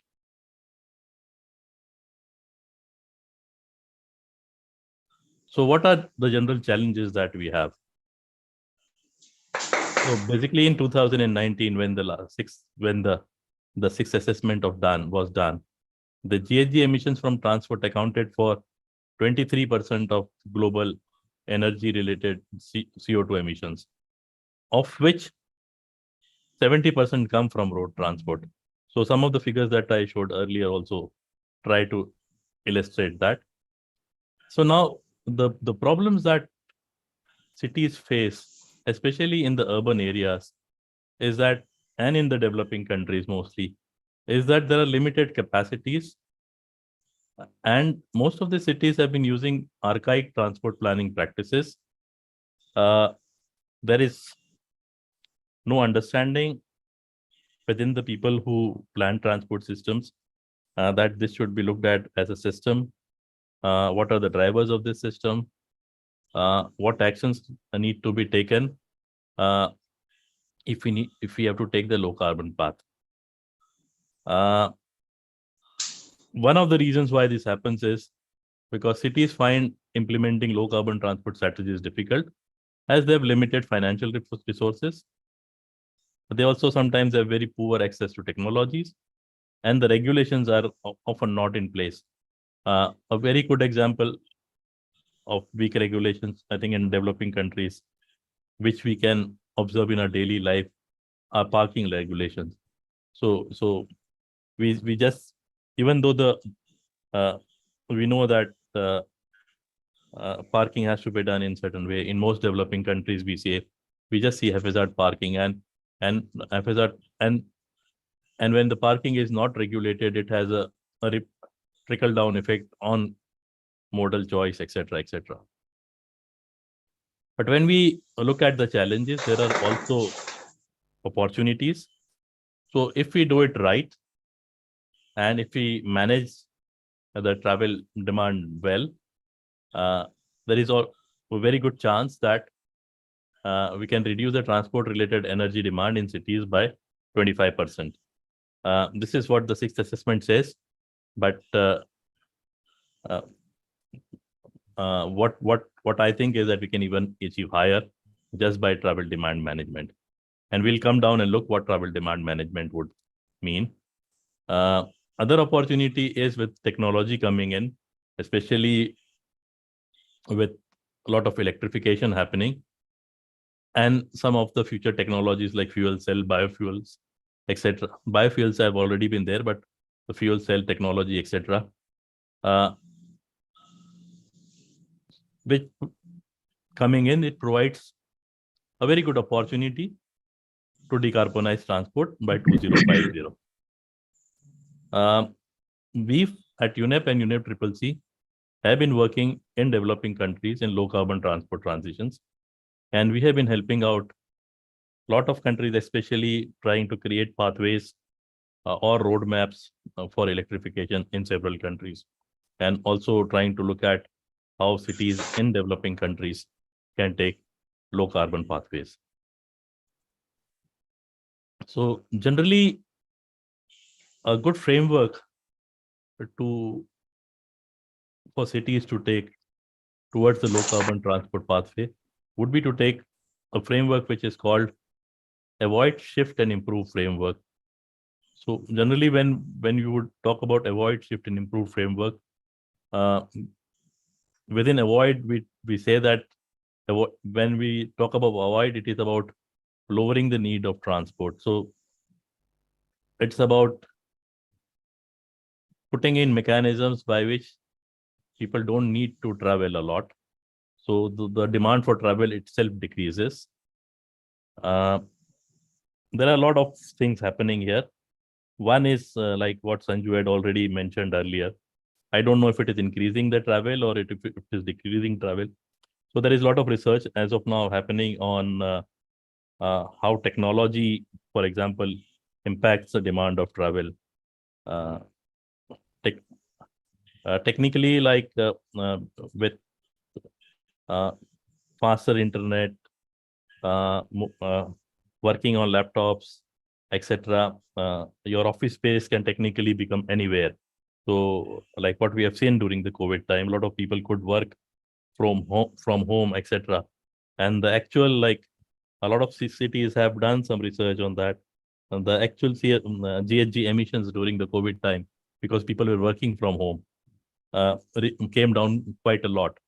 So when we're able to lower the need of travel, you are by default mitigating a lot of GHG emissions and also air pollution. From the people who are traveling, it is important then to try and shift more people towards modes which are not emitting GHG emissions and air pollution. So it is best that if people walk to their work or bicycle to their work or bicycle to whatever activities that they would want to participate in. So that would be the next best thing. Or if they have to travel for a longer distance, then they should use public transport for that. Experience has shown that even after you do the avoid and the shift framework, still there will be a lot of people who would still be using automobiles. So then the technology part then has to come in, and you need to look at cleaner transport technologies such as electric vehicles, fuel cells, and advanced biofuels, etc., which would help mitigate GHG emissions from automobiles also. So basically, like, if we are trying to implement avoid, shift, and improve framework, it helps cities move towards cleaner pathways. But what are cities doing? So basically, like essentially, when this is the work that we did in one city of India, when we tried to look at what is the mode share. If this is the mode share, what would be the road space used by the car? So this would be the actual road space used by each mode. Actual road space that is being used by each mode, if we also include the parking space and the space which is officially being provided. So good thing, and which is also an opportunity for most of the cities in developing countries, is even like India, is that still a large portion of the people use non-motorized transport and paratransit and transit modes wherever it is available for their travel. For example, in Rajkot, if we just combine walking, bicycling, and the public transport modes, more than 50% of the people are using these modes. So a very limited amount, let's say 37% of the people are using private automobiles. So which is a big opportunity. And the amount of the road space that they share by using these modes, because it is still 24% of the road space is being used by pedestrians and 10% by bicyclists. But the conflict arises because only 2% of the space is provided for footpaths, etc. This is the road space that I'm talking of. So most of the people are forced to then walk on the road, and it creates conflict and not a very healthy environment for these people to walk. And it becomes very unsafe for this walk and for people to walk and bicycle, which leads to modal shifts towards other modes when they have an opportunity. So the idea is that you need to provide infrastructure which allows this 39 plus 10 plus 3 plus 11 to first retain themselves as modes, and also an opportunity for these percentages to increase so that the GHG emissions reduce. And the last is when we look at the automobiles, then how cleaner technologies can be brought into these automobiles so that they also reduce GHG emissions. What can cities do now for avoid and the shift framework? As I said earlier, the first objective is try to get people to travel less. First, not travel, and second, travel less, so that the distances that they travel become less. So the obvious thing that can be done there is to increase the densities. So if things are more compact, then the distances become less. So if we combine all the studies that have been done, and there was a meta study on most of the studies on what can cities do so that the travel distance is reduced. One, the most potent thing that can be done there was to reduce the distance to the downtown, so the activity areas.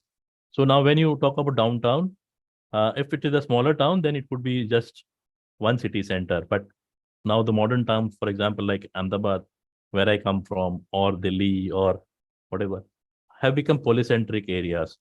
So they've organically grown these polycentric areas. But modern towns in Europe, etc., also purposefully create polycenters so that the distance to the town activity area is reduced. If you reduce, similarly to that, accessibility to jobs by car, etc. So these are the two important areas which help reducing the travel distances that people make. Apart from that, if you increase the land use mix, so if the land use is mixed, which is that a lot of different types of land uses, like areas where people can shop, areas where people can work, areas where kids can go to school, are mixed within a neighborhood, then people travel less. And the last is, which is a minimum which we normally assume, that just by increasing density, people would travel less, has an effect, but marginally less compared to the other ones. What can be done to get people to public transport modes?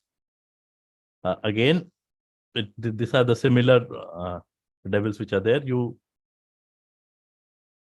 Around the transit stations, if you have good job densities, if you have good population density, if the land use mix is good, that is what I explained earlier. And most importantly, intersection densities are high. So if you have a very coarse network around the transit stations, the choice of public transport increases.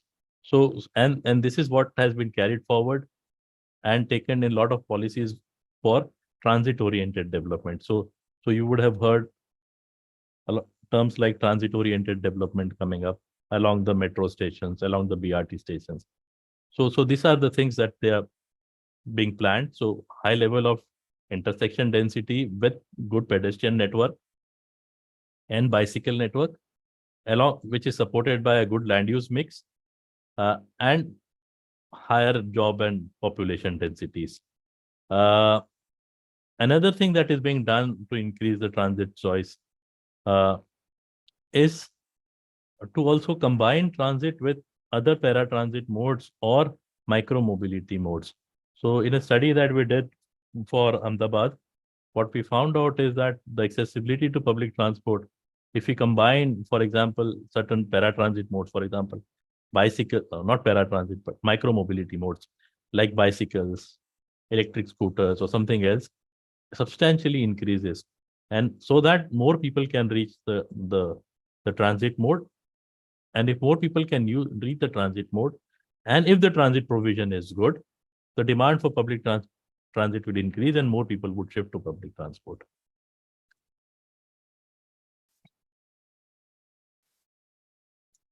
The third important thing is how to get people to walk more and bicycle more.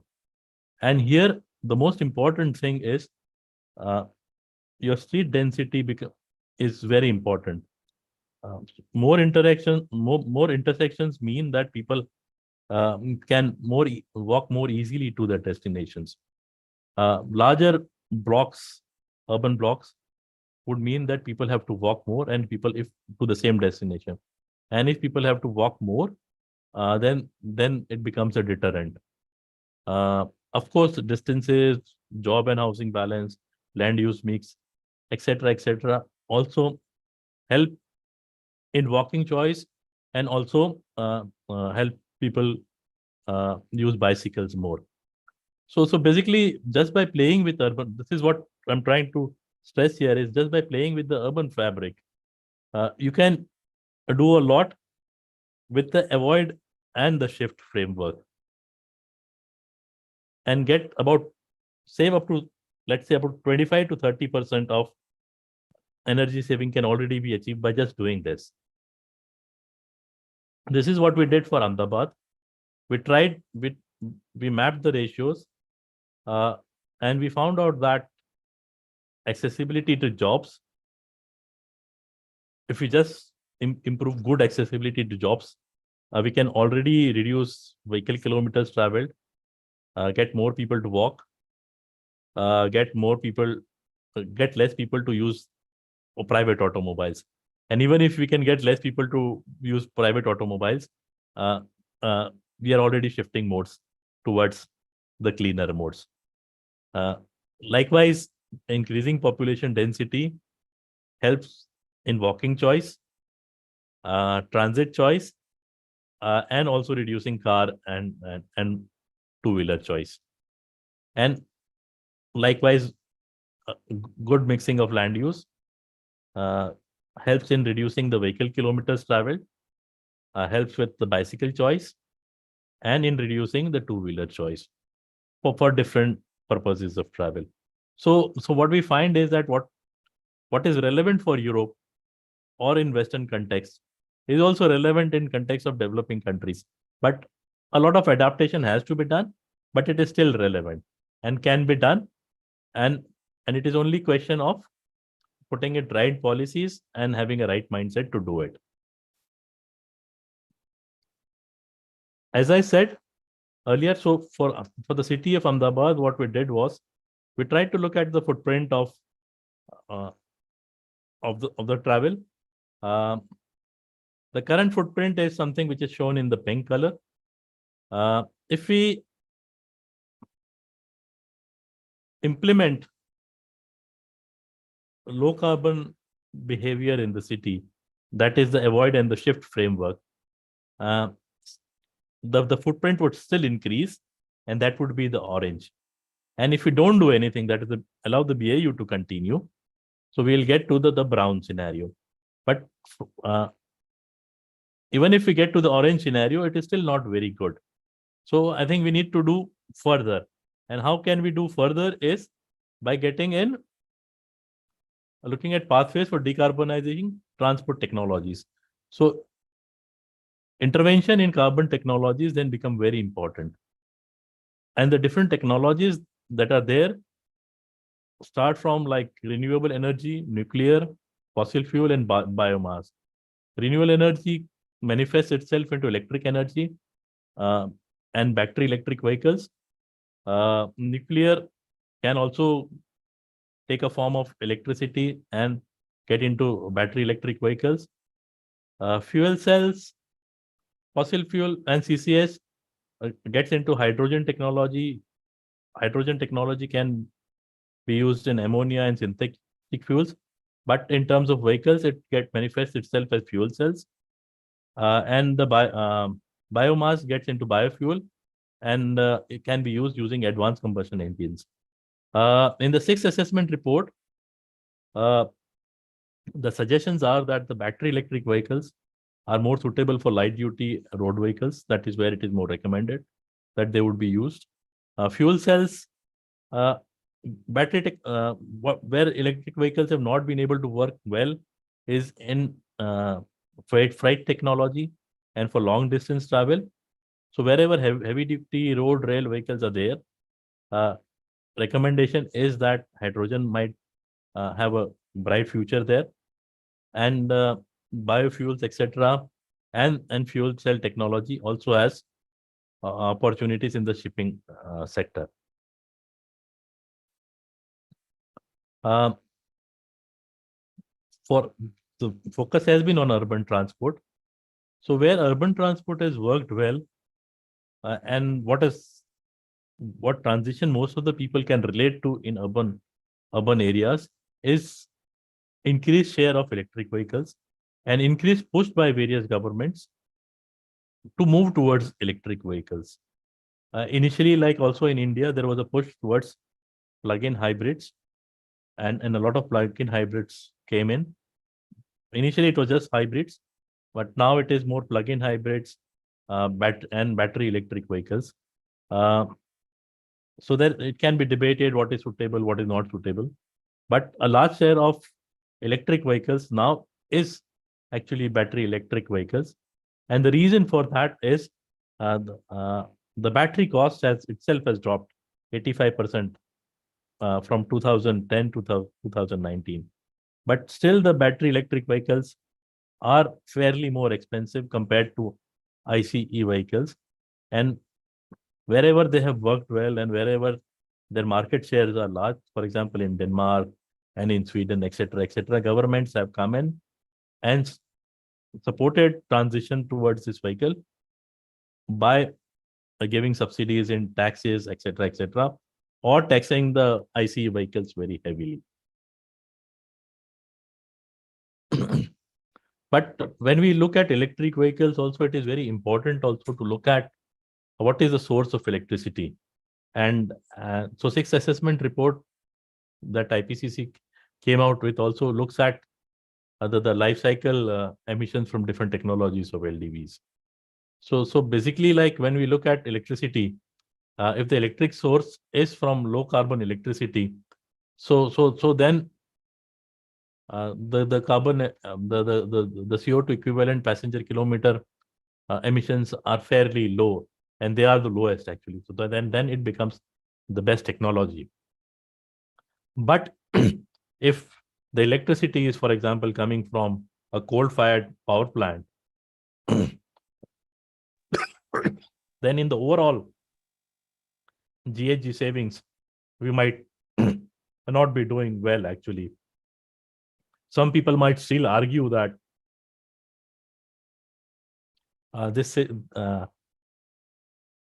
emissions are happening just as one source, and it is not distributed in the city, and the exposure of the people still becomes less, even if it is electricity is coming from coal-fired power plant. But it can still be debated. We have been looking at electric transition towards electric vehicles in many countries. For example, we are participating in a Solution Plus project in where we are actively working in Kigali. We worked in Ghana and in Zimbabwe, Solomon Islands, and we are also helping Mauritius out. What is coming out is basically if the electricity source is not from a green energy source, then it is very difficult to justify use of electric vehicles. Dr. Talat, we have a next speaker is waiting as well, and okay, this is the last slide. Summarize in next 2 to 3 minutes. This is the last slide, so I'm finishing. Okay. So basically, for the transition to happen, sources have to be green. This is what we have done. For example, in the developing countries, the opportunities will have to be sought. Also, in the transit sector and in the transit sector, public transit sector, which is being used in the countries. For example, in Rwanda, what is happening is we have come up, Ampersand is providing electric motorcycles, and which are being used as public transport modes. In Kenya, there is a startup which is looking at OP bus, converting many buses into electric vehicles. Similarly, in Kathmandu, we have looked at conversion of electric buses from the existing buses. So thank you so much. Thank you, Dr. Talat, for those informative. Sorry for being a little bit over the time, but no problem at all. I'm sure. I mean, we could have kept listening, but already there are 4 speakers have done. And no, fair enough. Yeah. But Dr. Talat, as you clearly mentioned, one of the major process that we have to follow is to avoid, shift, and improve. In terms of improving, there is so much more to do. There is a lot of innovation, frugal innovation, I would say, that has been evolving from our rural India and even other parts of the developing nations, especially in agriculture. There's a lot of decarbonization happening in the transport sector. And in cities as well, surprisingly, the shift has been seen. It's been seen fast, but yes, as you mentioned, getting more people to travel less, adopting more public transportation is also crucially important. We have just like one question, Professor, which is Doctor, which is one. There was a question on battery. Now that a lot of mobility is moving into electric, does regions like ours have the facility to recycle batteries in the future?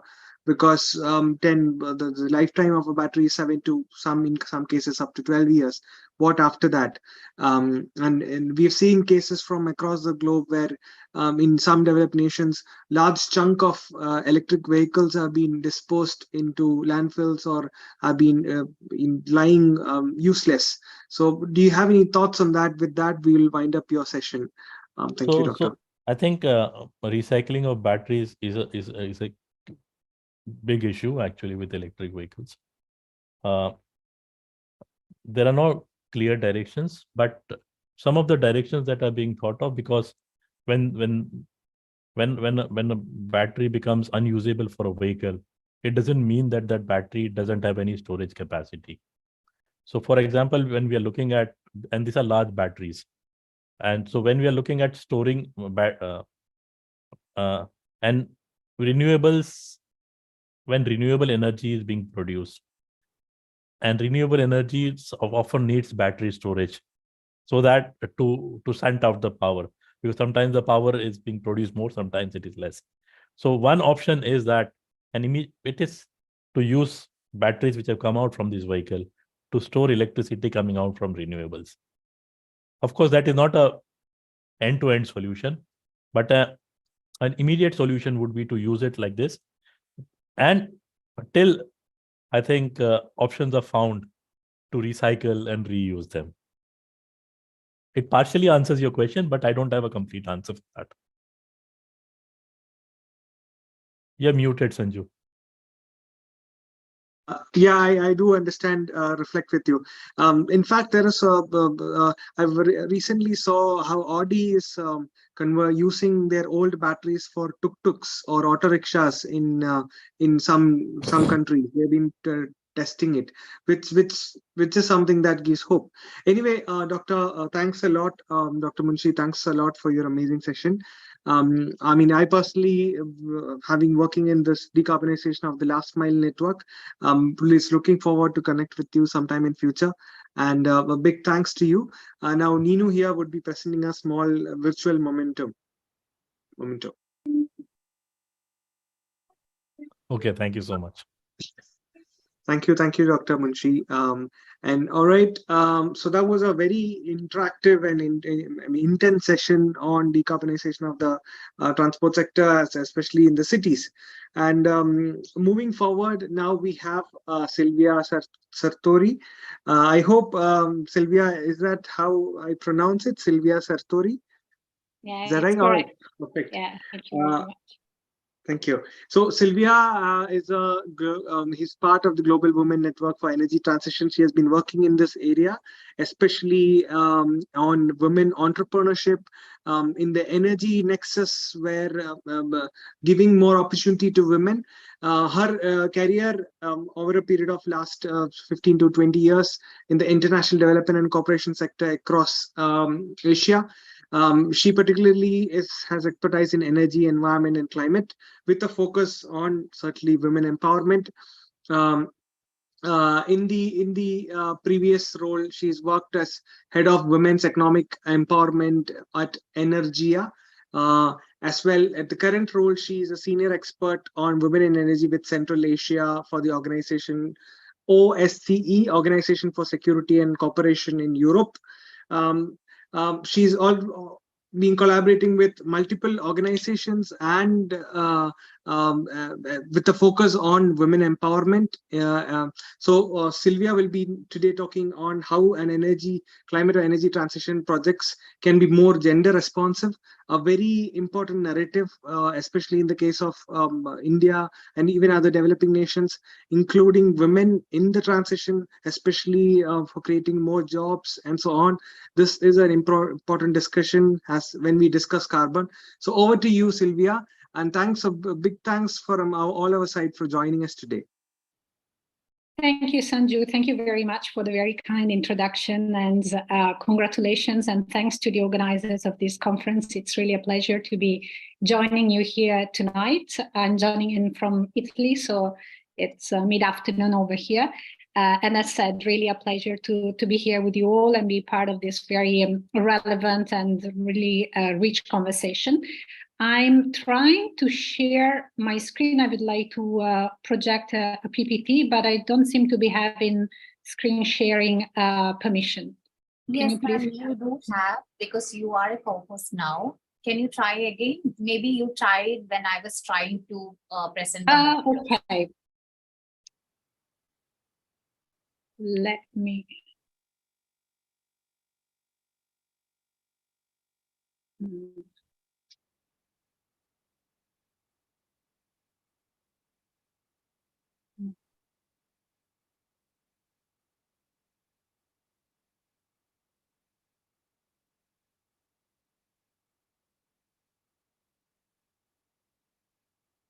Now, this is strange. I'm not allowed to just pick the file.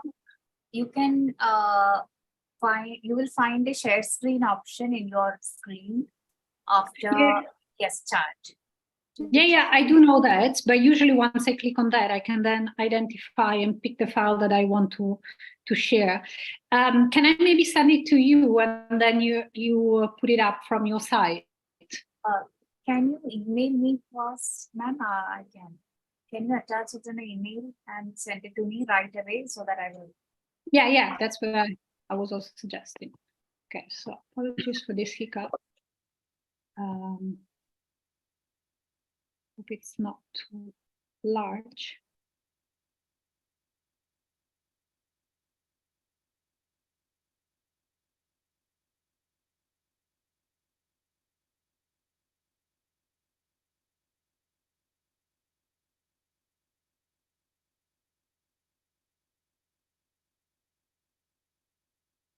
Okay, I've just emailed it to you. Yeah, ma'am, I'm just opening my mail. Let me check. Thank you.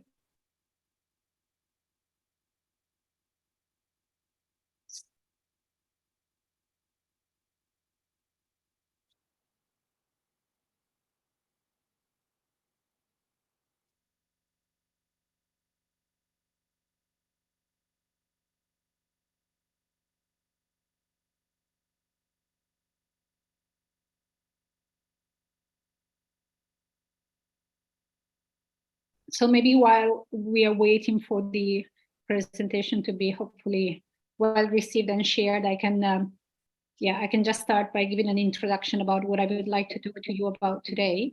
As it has been anticipated, my main area of work at the moment is at the nexus of anything that relates to environmental preservation, climate change, mitigation and adaptation, clean energy access, green energy and just energy transition on the one hand, and gender equality and social inclusion on the other side. So I'm looking at bringing the two topics together and helping to mainstream gender and social inclusion considerations into energy, climate, and environmental and decarbonization projects.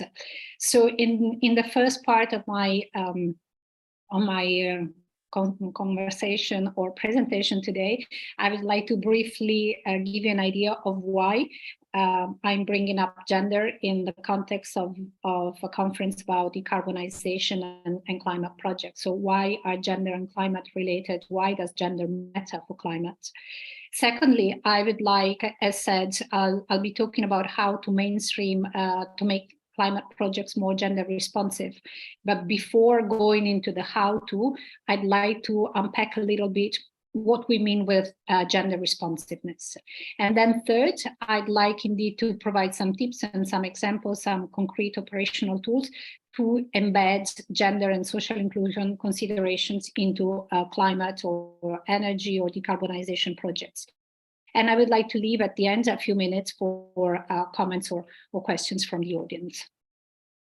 Nino, I don't know if in the meantime you've been able to receive the presentation. Yes, ma'am, but it's still loading. Okay. Not opening. Do you want to try it from your end again? Meanwhile, I will also try, but it's still downloading. I don't know.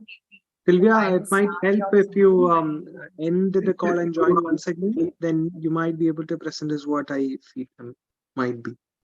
Sorry, I couldn't hear you well. You were breaking up. You might want to try by ending the call and joining it again. Yeah, that's what I was thinking as well. Okay, I'll do so. In fact, I'll be back in a minute. Yeah. Yes. The software is not loading from my end. I hope everyone is enjoying the conversations.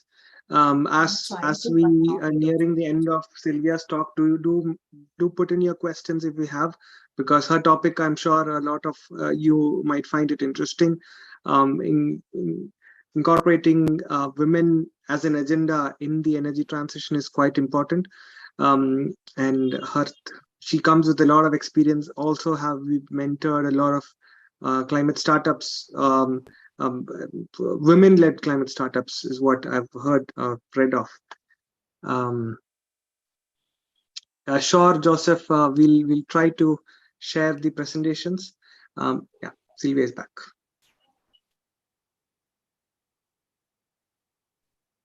Thank you. Yeah, I'm trying again, but my screen sharing settings have been disabled. So I guess okay. Nino, you might want to make her the co-host.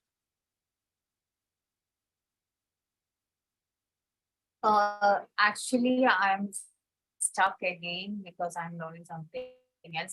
Let me try. My internet is a bit unstable. If I'm trying to do something else, I'm actually. Roshan, are you able to make the co-host?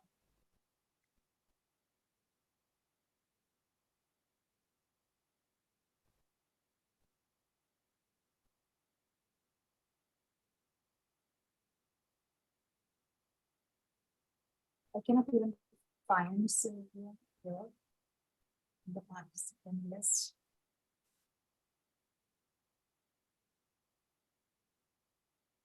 Sanju, you are a host now, right? Or co-host. Can you make?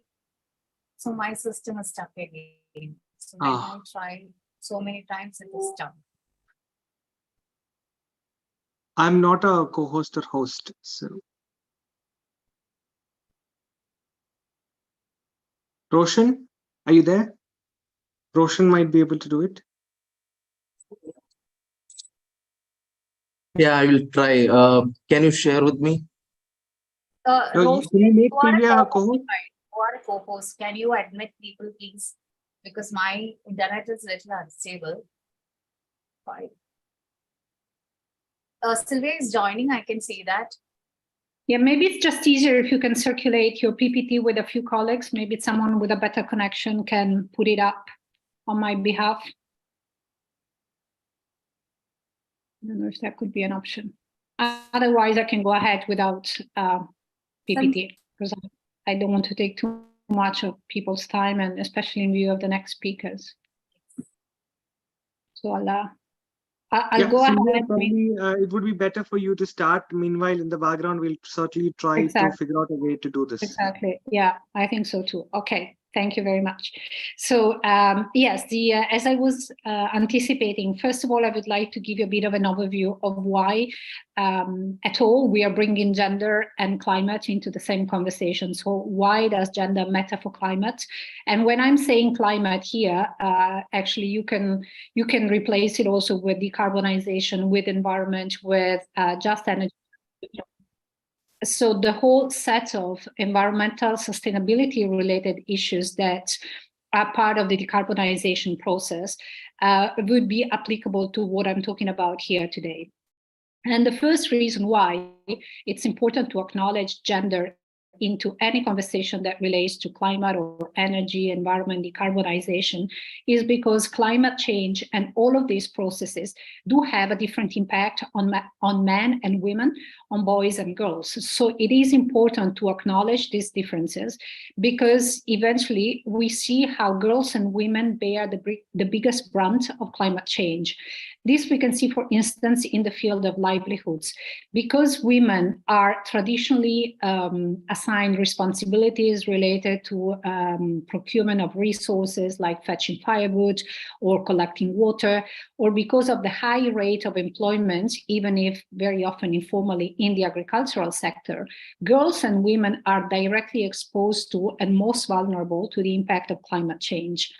As a result, the environmental and resource constraints that we see caused by environmental degradation and climate change impact do threaten food security and nutrition, and all the more for women and girls, because usually when in a context where food and resources are limited, girls and women are usually the ones who have to sacrifice it for the sake of other family members.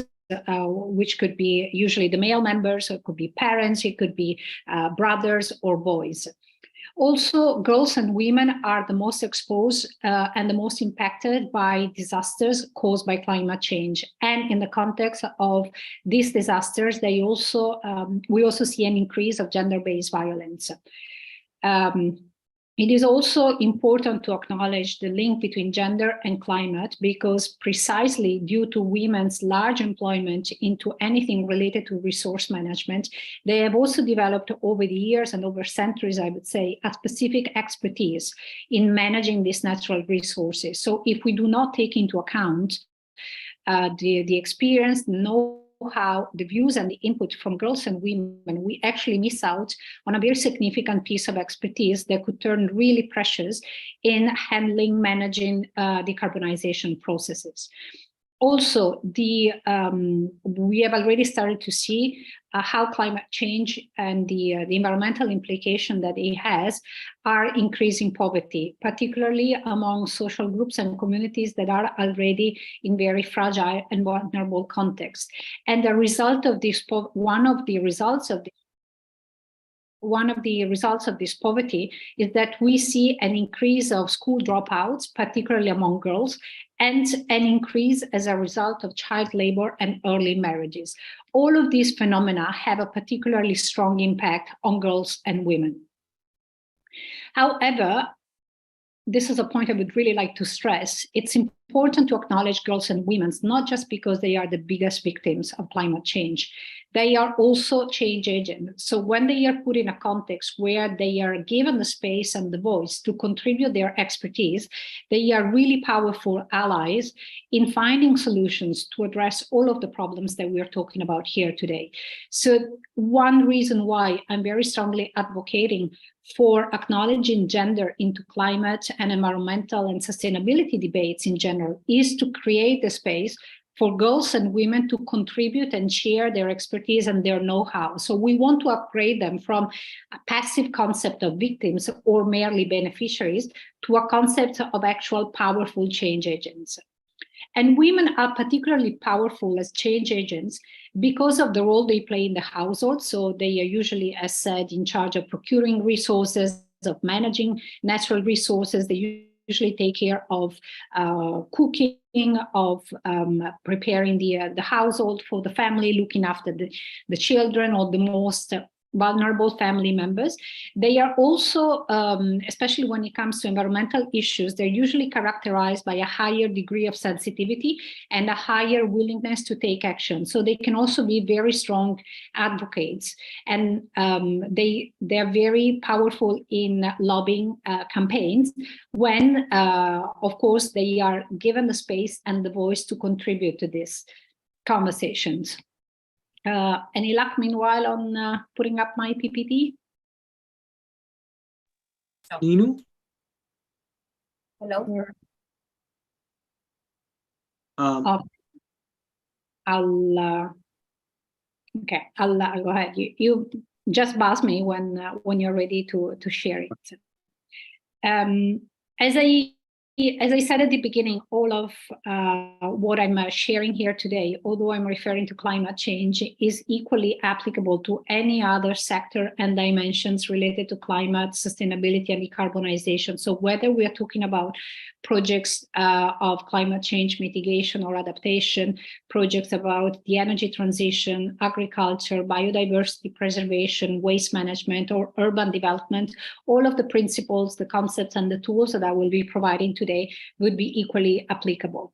And also, I would like to emphasize that, in a way, I'm talking about women and girls, so gender equality for a matter of convenience, but in fact, we should be rather talking about gender equality and social inclusion. So we should also be reflecting about and acknowledging the engagement, the impact, and the contribution of other groups, such as people with disabilities, ethnic or religious minorities, and any other vulnerable group that might be present in a given community.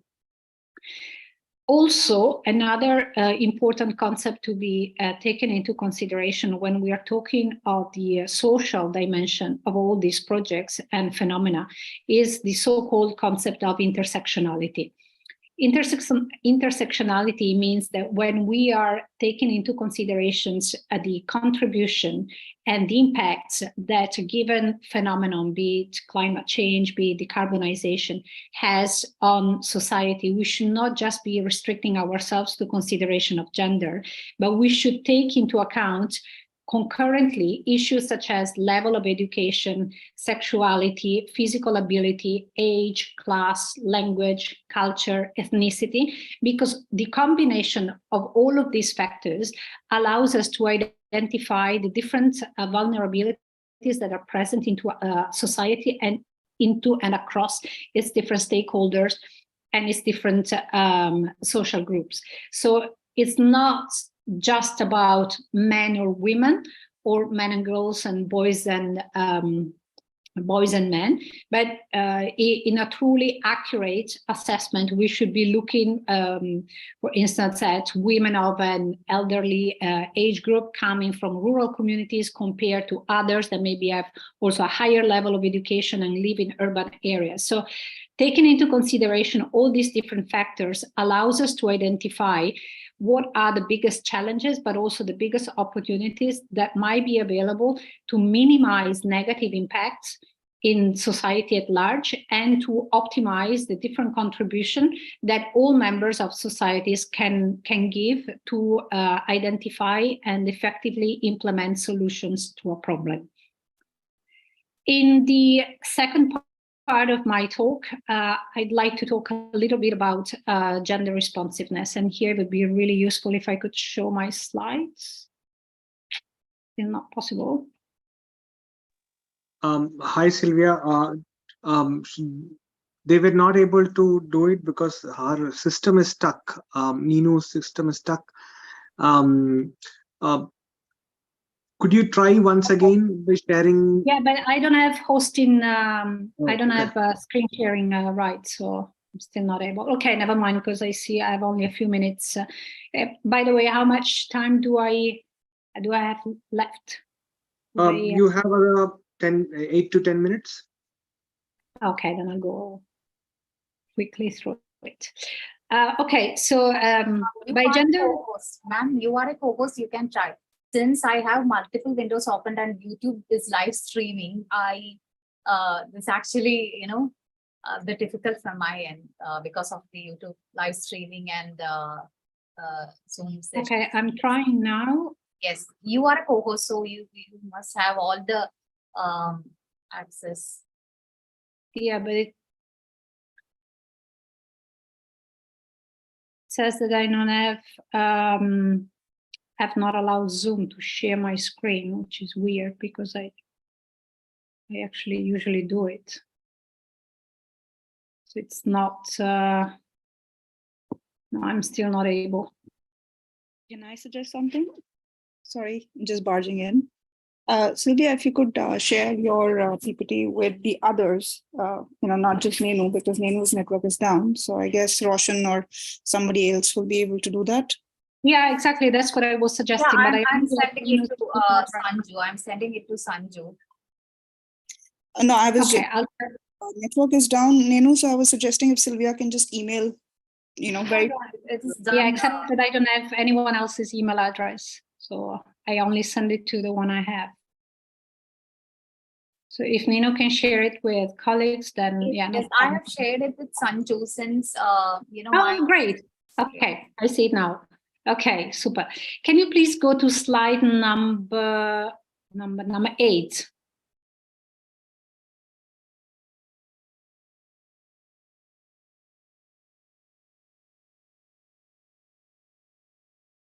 Yes, thank you. Thank you very much. So in this graph here, I'd like to show you different levels that a project or a program can have in terms of inclusion or lack of inclusion of gender-related considerations. And as I said, I'm talking about gender, but we should be talking about gender and social inclusion. So on the lower end of the spectrum, we have projects that are considered discriminatory, and on the upper, and I would say ideal end, we have so-called gender transformative projects. Next slide, please.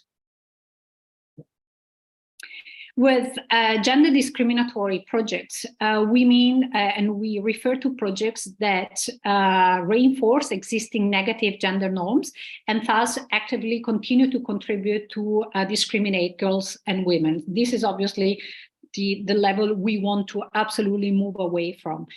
So this is a progressively increasing scale of gender inclusion. Gender blind are those projects that do that still ignore existing gender differences, and so unintentionally in so doing, they contribute to keep discriminating women and girls.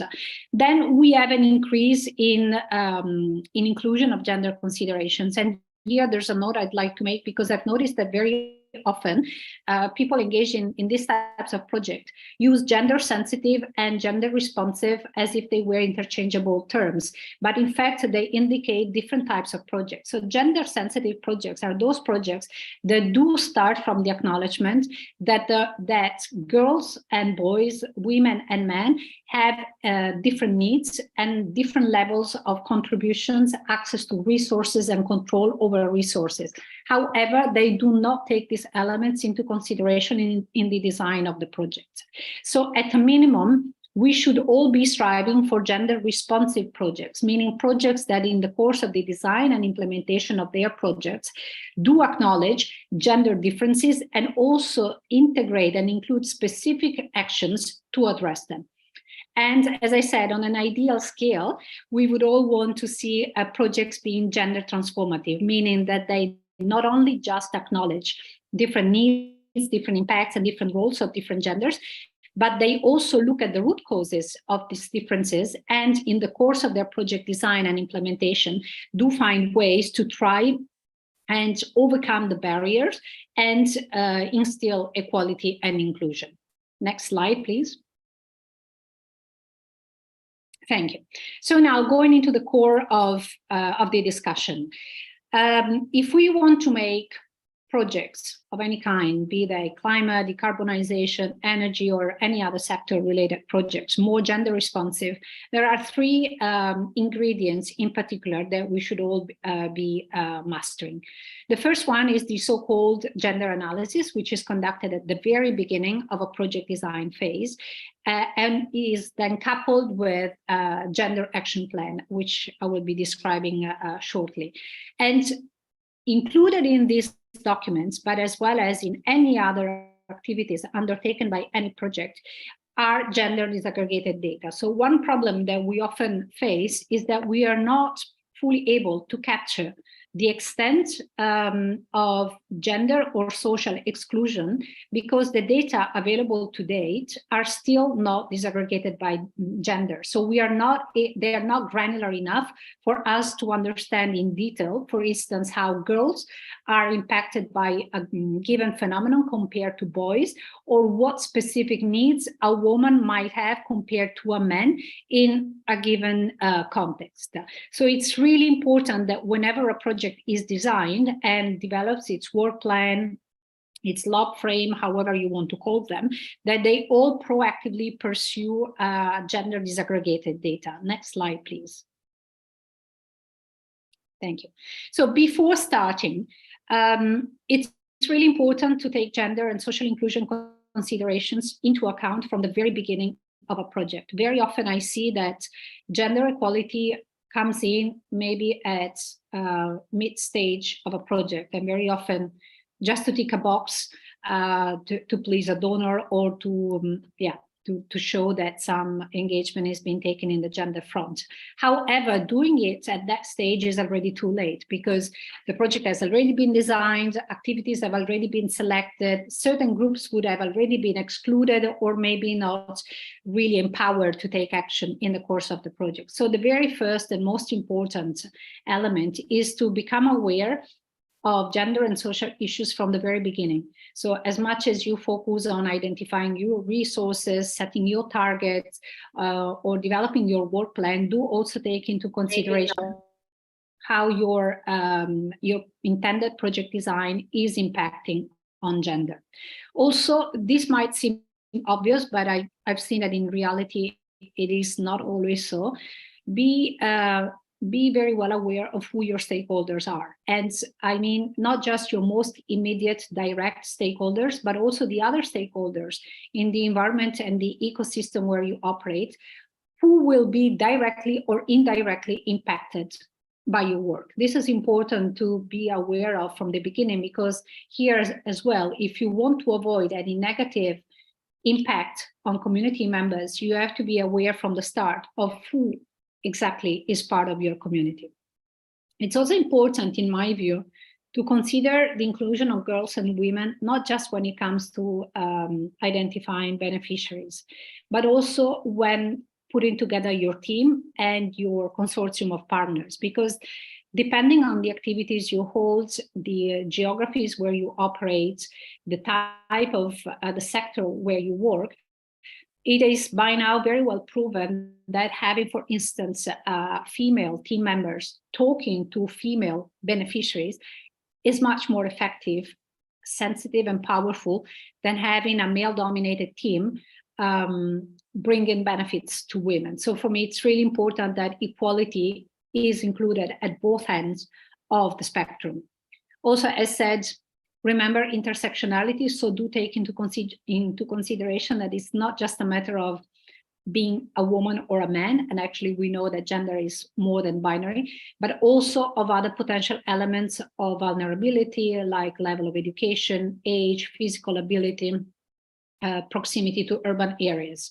And also ideally strive to integrate not just gender equality, but also inclusion of marginalized groups. Next slide, please. So the gender analysis is the very first gender-specific action to be undertaken at the project design phase. And it is the one that is, it's an assessment of how resources, power relations, rights and entitlements are distributed across genders into your target community. The gender analysis is the document that allows you to draw a baseline assessment of where your target society stands prior to the start of your project. So it helps you to identify what are the needs, what are the different power dynamics, who has control of resources, who has access to which resources. Next slide, please. I'm going a bit fast now. And it's a very important initial document because it is the one that allows you to identify what are the root causes of the discriminations, marginalizations, inequalities, and vulnerabilities that you will come across in the project. And in so doing, it will allow you to identify the opportunity, the entry point for you to then take targeted action to address these inequalities and vulnerabilities, and at a minimum to avoid that your intervention additionally adds on the existing inequality patterns that are present in your target community. It's also important because it allows you to identify what resources are available locally, or what resources you will additionally need to mobilize if you want to ensure that you're not negatively contributing to discrimination and you're rather contributing to uproot existing barriers. Next slide, please. The Gender Action Plan is then the document that you would develop after a gender assessment. And it is basically, it can either be a standalone document or it can be integrated into your existing log frame or work plan, or whichever way you call your operational project plan.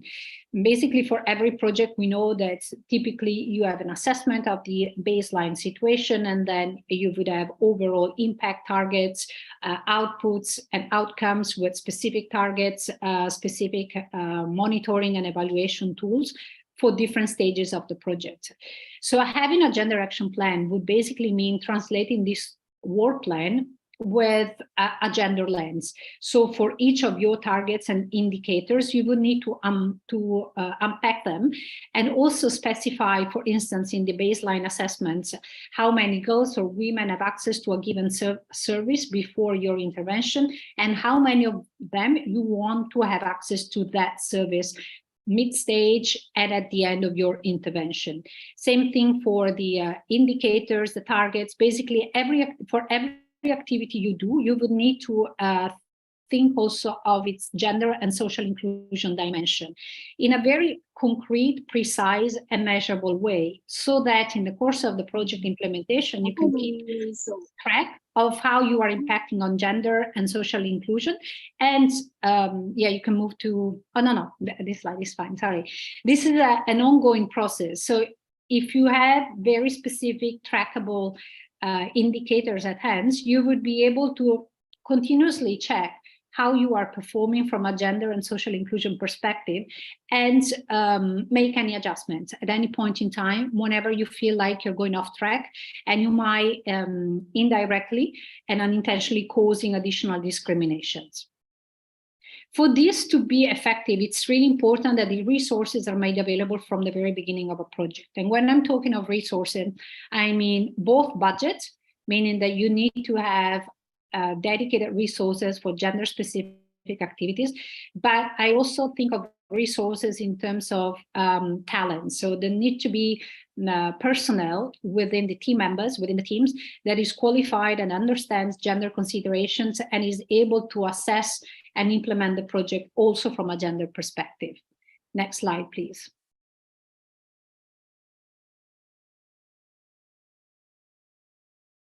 Yeah, so following up on the initial gender assessment, basically the gender action plan allows you to take a snapshot of what different roles and responsibilities different genders are having and ideally will have by the time your project is implemented, and also how differently they have been impacted by your project from the beginning of your intervention to the end of it.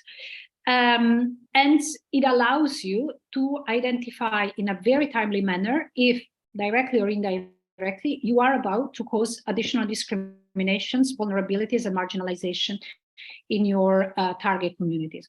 Of course, I mean, it seems obvious, but it's not always so in practice. It's important that stakeholders, local stakeholders, and all potentially vulnerable groups are regularly consulted during the implementation of a project for you to become alert of potentially negative consequences of what you are implementing as a project. Next slide. I think I'm approaching conclusion. Oh yes, this was the final one. So sorry, I had to do it a bit quickly, but I hope you're you were able to get my key messages. And if there's any immediate comment or question, and if there's still time, I'll be happy to take any questions. Thank you, and thank you for the IT support. Thank you, Sylvia. It was really amazing to have had you here.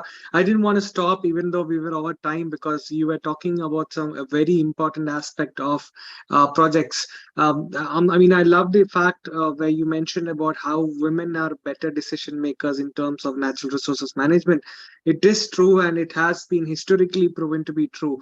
And I also, I would say, the aspect of gender transformative projects, as you mentioned, is a very important aspect.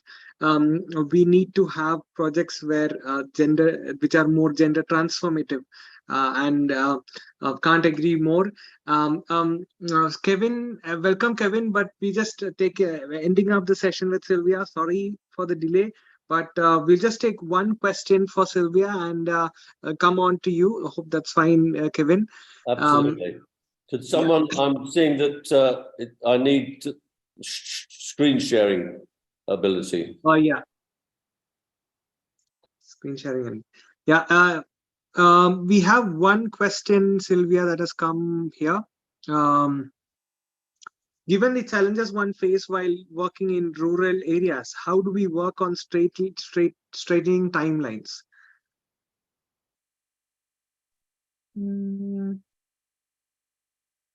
Straightening meaning, can you maybe articulate a bit the question? I'm not very clear on what is meant.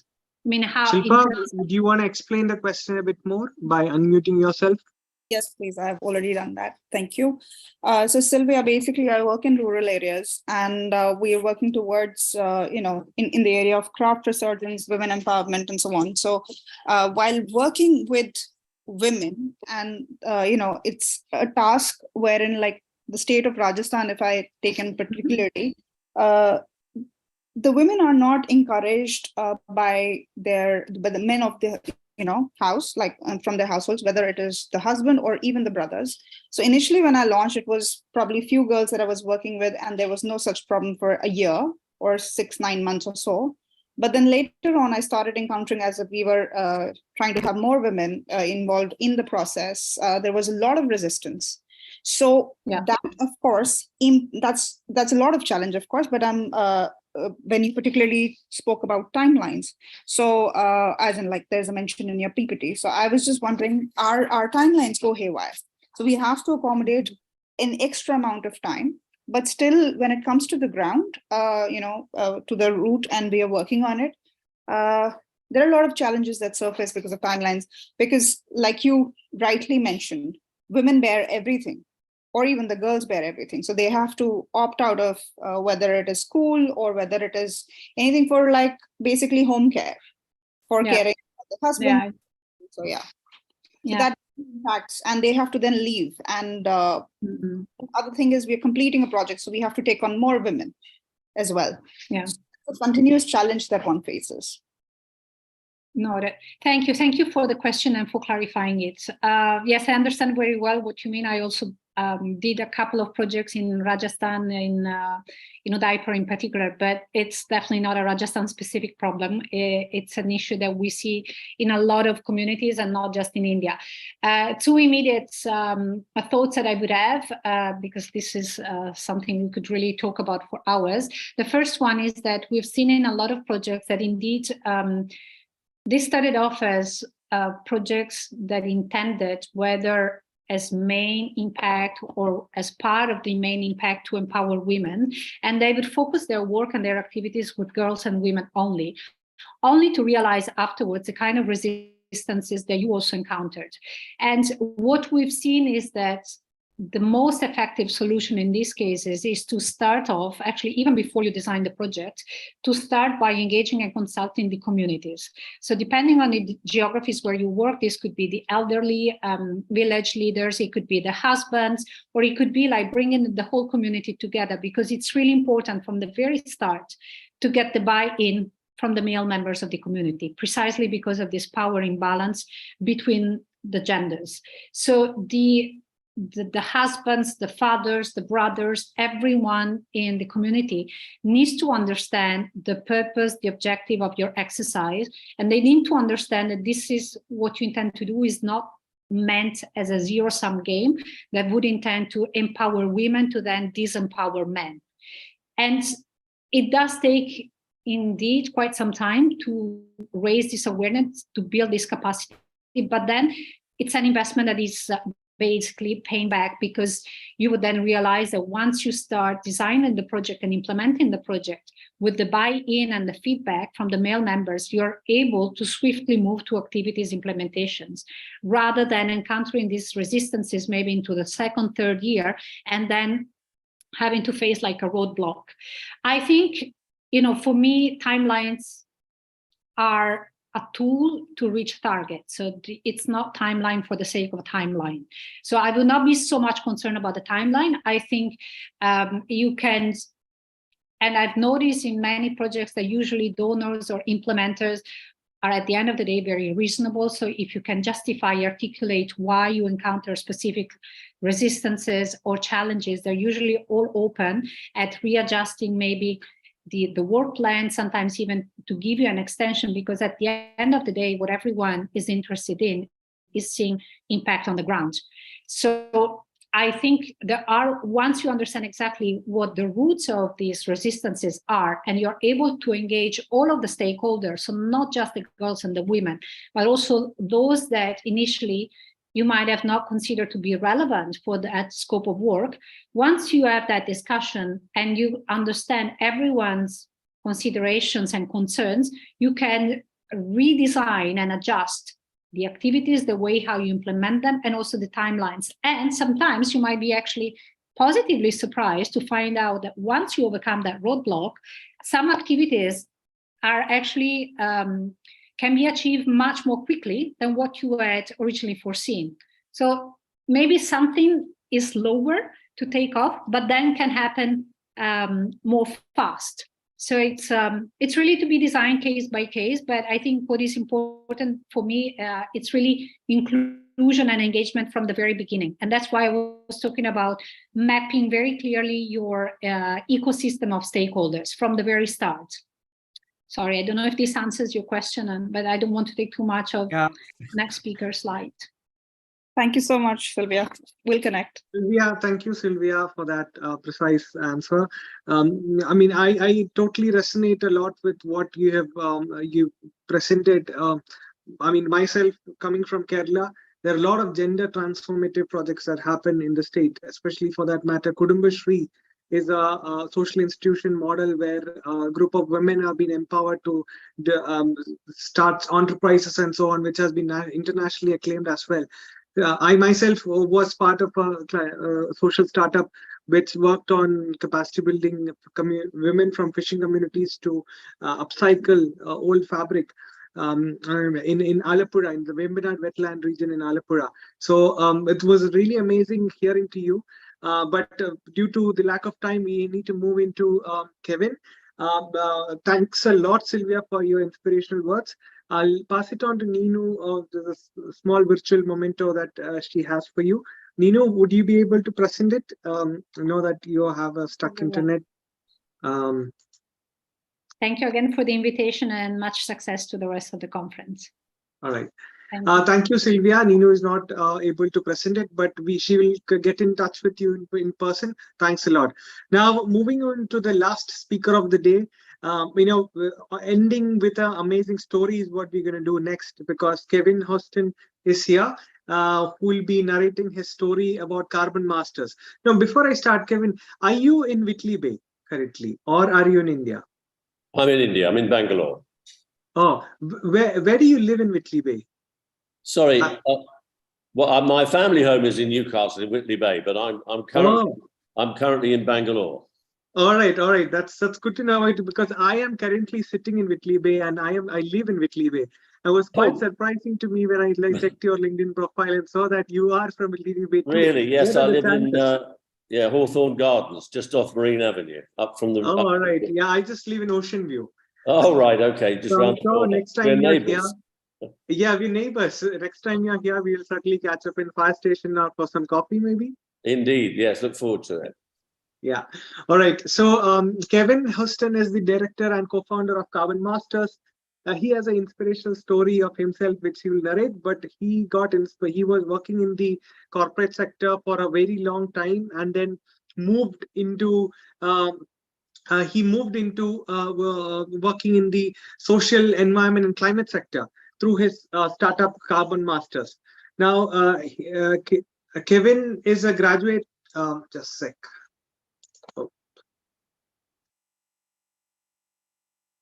Sorry. Yeah, Kevin graduated with honors in chemistry from Liverpool University, and also he did a degree in carbon management from Edinburgh University, after which he, along with his co-founder, started Carbon Masters. Carbon Masters mainly works in India. He will certainly narrate you the story.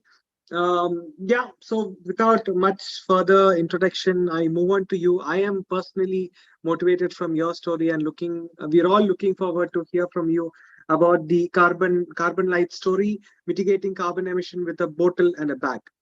Okay, great. I'm going to share my screen now.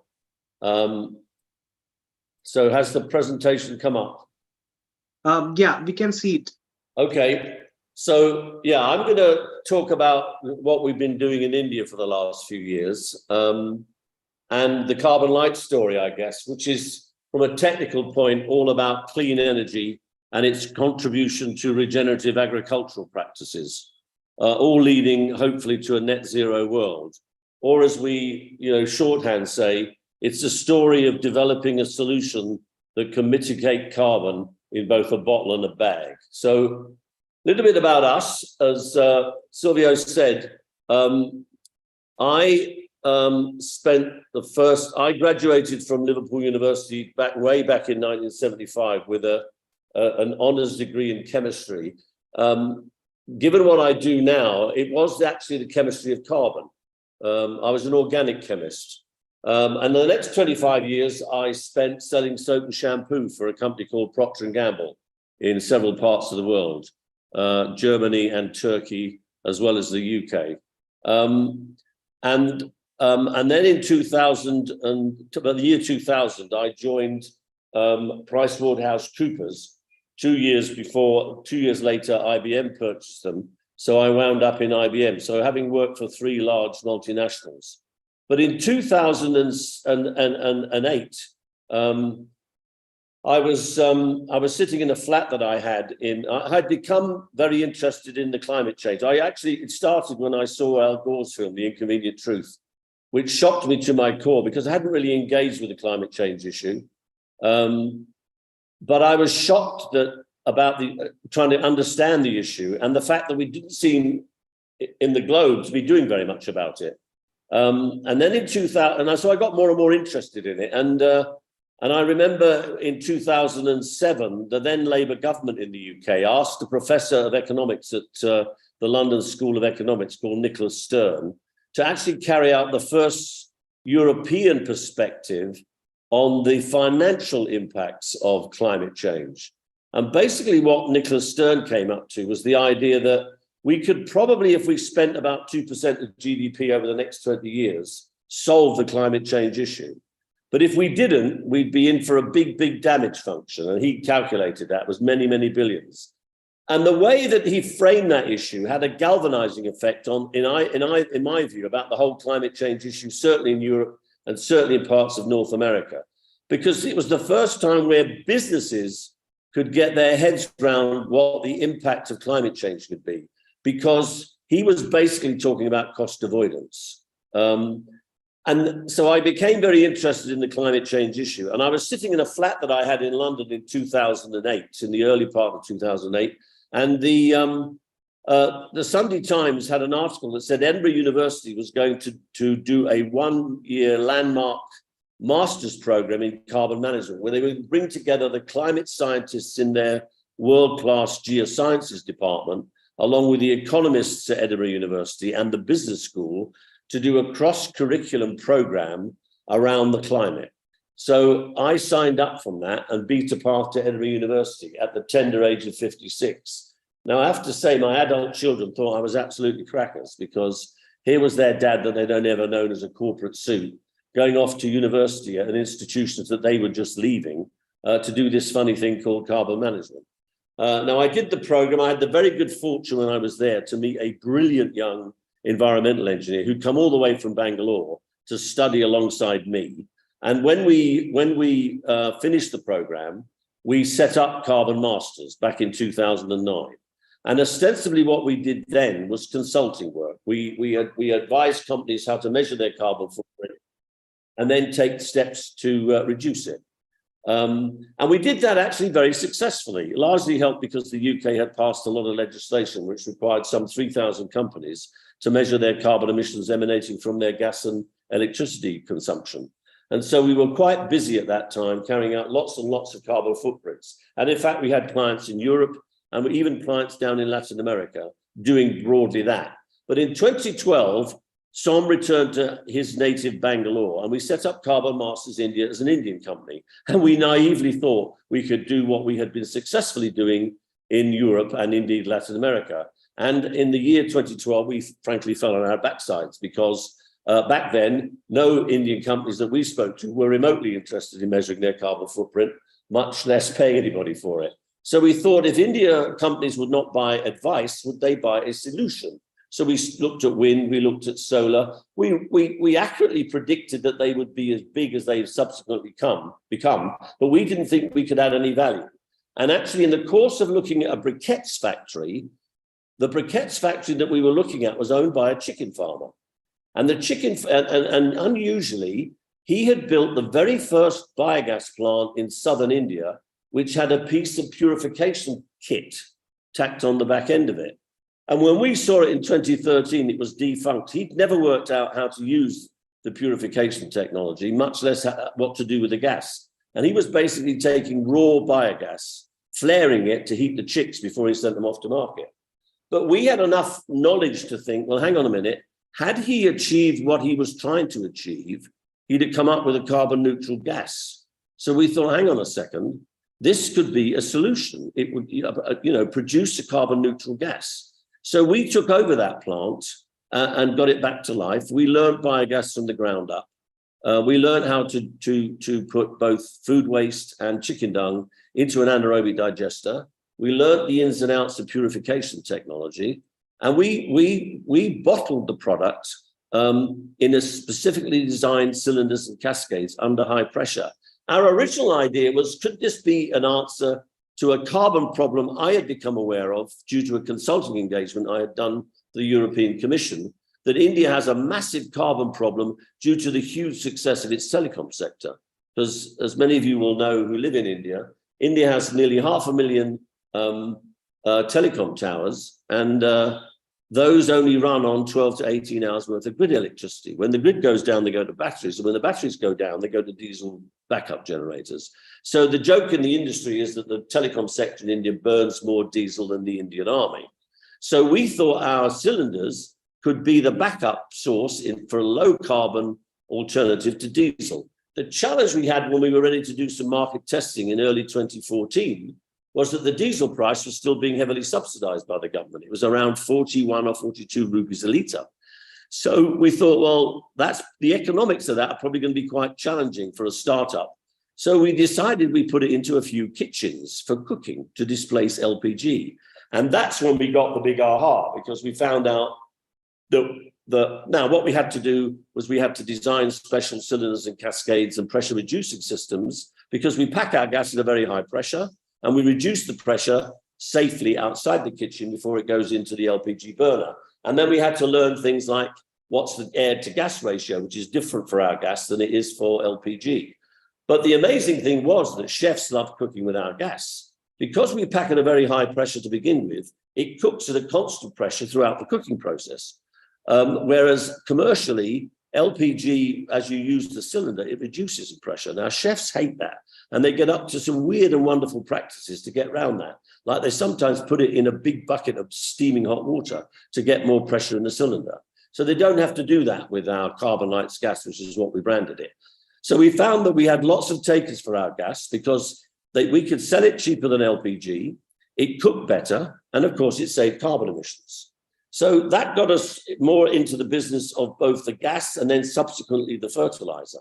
So where we are now, from that small pilot plant that we had in Dadapur, we have 6 facilities across 3 states in India, where we're taking principally the organic fraction of the municipal solid waste stream, creating biogas, purifying that biogas of its impurities such as hydrogen sulfide, carbon dioxide, and water, and turning it into a biomethane, or as we call it, bio-CNG. It has all the properties of natural gas, with one proper distinction. Natural gas is a fossil fuel coming from deep in the earth, whereas whilst we're the same methane molecule in our bio-CNG, when you burn both products, of course, it releases CO2.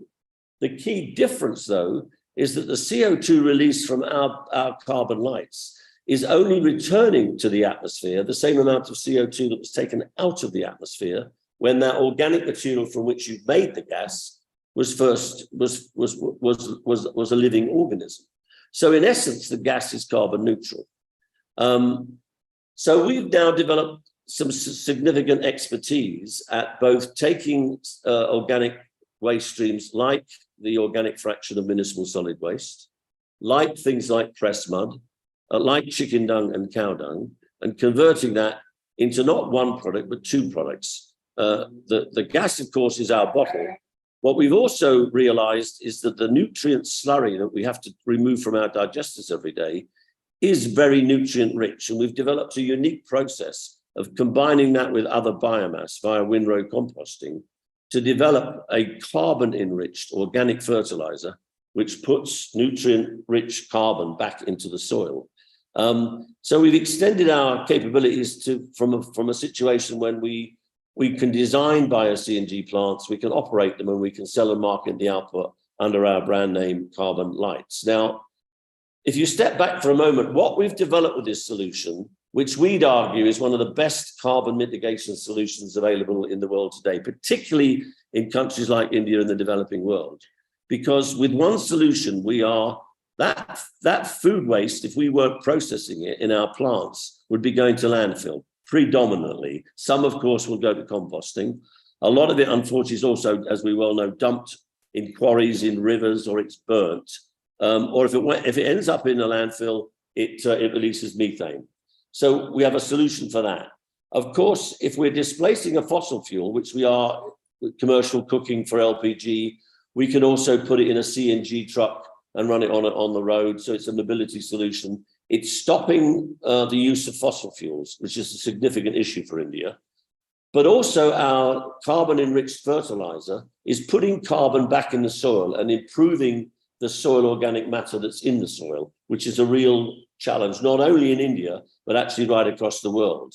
Of course, India has a massive problem with its waste. In every city, it's drowning in garbage. In Bangalore alone, they're generating some 5,000 or 6,000 tons of municipal solid waste every day, the vast bulk of which is the organic fraction, and most of that is going to landfill, where it decomposes and releases methane.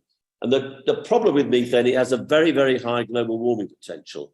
It's 27 to 30 times CO2 over a 100-year time frame. Over a 10-year time frame, it's 80 times that.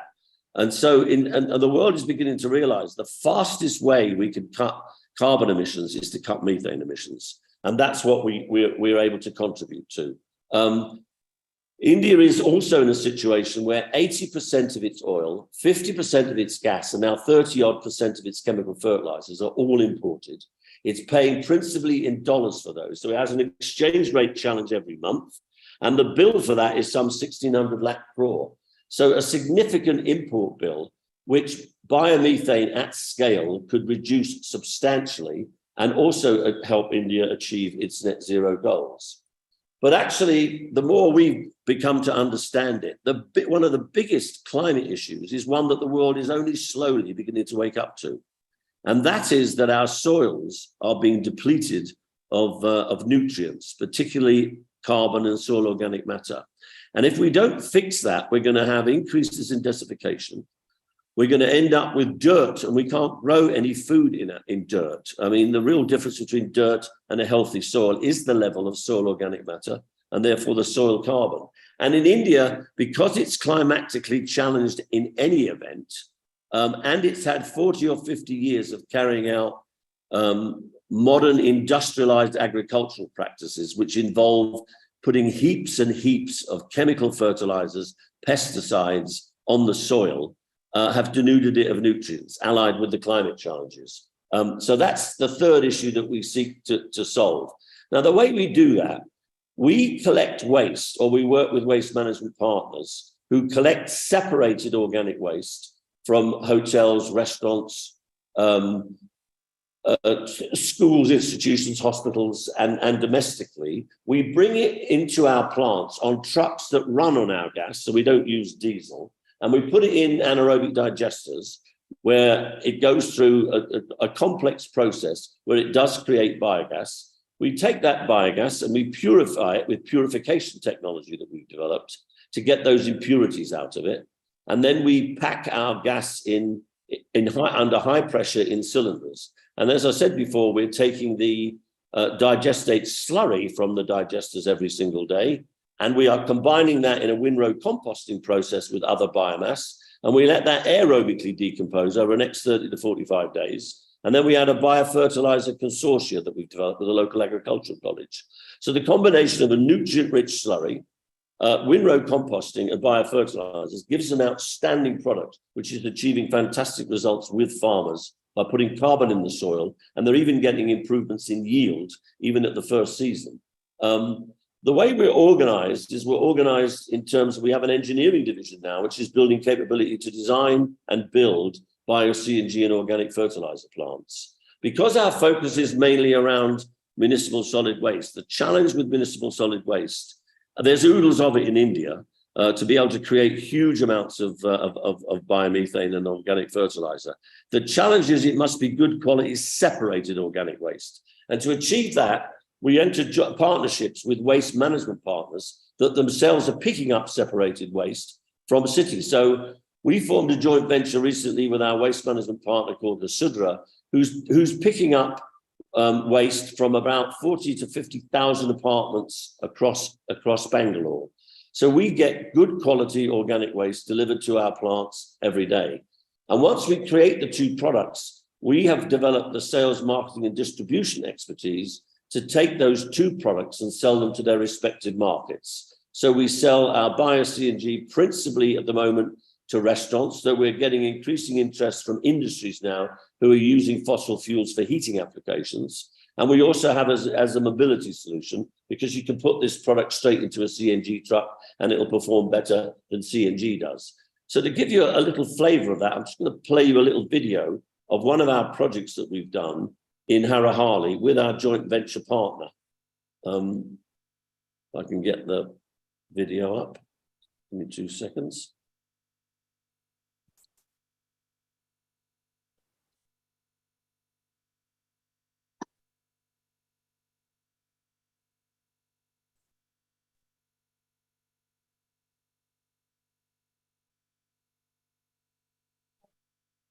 Critical elements for a plant to be successful. One is consistent, reliable supply of clean raw material, which is organic waste in this case, and the regular offtake or committed offtake of the products, which is compressed biogas and organic manure. And it is these two things that need to come together to be able to have a successful biogas plant. By converting waste that would have gone to landfill, we save methane, which is a toxic greenhouse gas. So we would argue that taking waste and converting it into bio-CNG and organic fertilizer is one of the best carbon mitigation solutions available in the world today. This is Suzala Innovations being able to commit to the waste stream coming in every day, and Carbon Masters being able to sell and distribute the end products. We're creating two climate-friendly products as the output, which can help commercial LPG consumers to displace fossil fuels and replace it with climate-friendly alternatives like carbon-like bio-CNG. The byproduct, which is organic fertilizer, we bio-enrich it and sell it as bio-enriched organic manure to help the farmers improve their soil health.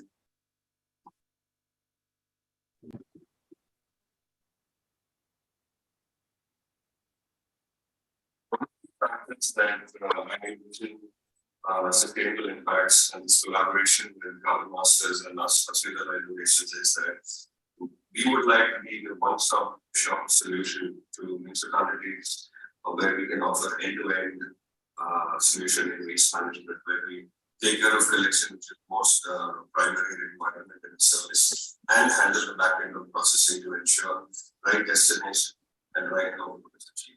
For us at Possible Labs, it's very important that we work with waste pickers and create jobs.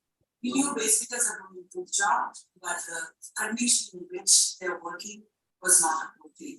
So we wanted to skill them up, give them opportunity to do much better work. And it's terrific that we've been able to partner with Sudra in getting in the first of what will be many projects that we want to do that will stop waste going to landfill, help hoteliers move off of the fossil fuel for cooking, and help Indian farmers put more carbon back in their soil and save carbon emissions. Through these two initiatives, we put a major focus on how India can start going towards net zero goals. And this is just the first of many more plants that we will together bring through sustainable impacts.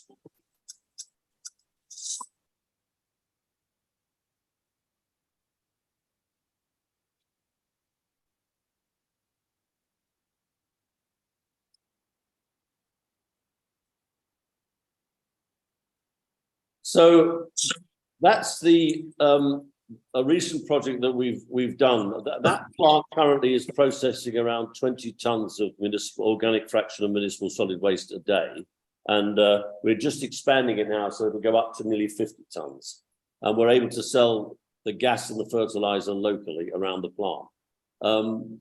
So the other project that we did quite recently, which our engineering division did, was in a small town called Siddipet, which is about 150 kilometers outside the town of Hyderabad in Telangana. They had embarked upon that town's about 150,000 people. they'd embarked on a program of separating their waste at source. So we won a tender with the municipal authority where we reclaimed half the landfill and we built our Carbon Lights plant on that site. And that's today processing 10 tons of biodegradable waste, organic waste, and about 15 to 20 tons of garden waste or other biomass that we build our windrow compost heaps to create our fertilizer. And again, we're selling. So that one town now, there is no wet waste being disposed of in a landfill. It's all coming into our plant and being disposed of. We think that's probably one of the first cities in India that can claim where there's no wet waste now going to landfill. So that's some more shots of the Hasudara project that you've just seen. So another aspect of this is because, yes, in one way we're selling a gas, what we want to do is, of course, a big part of what we believe in is that a low carbon future is actually better than the one we've got. Our product proves that because it gives a better cooking performance versus LPG. It costs less in use and you're saving carbon. But whilst we may be fascinated by our gas, we know consumers and our customers, it's a commodity. What we do know is that people love food. So we framed a little commercial here that we put out on social media that tries to answer the question, how do you make a carbon neutral paneer butter masala, which I'll just play for. It's a very 1 minute video.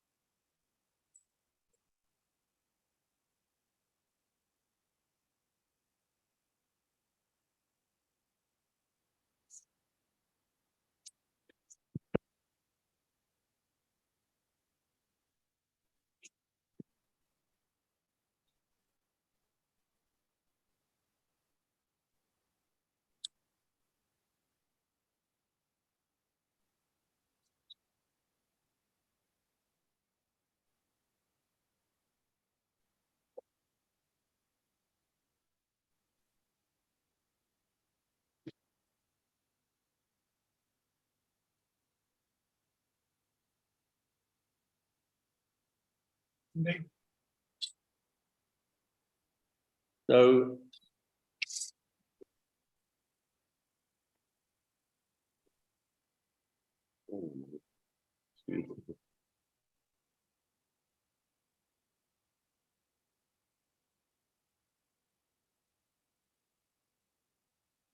So what we're now working on is how we can improve the, if you like, the gas customer experience. So we've got a project underway at the moment where we're trying to digitalize the whole thing.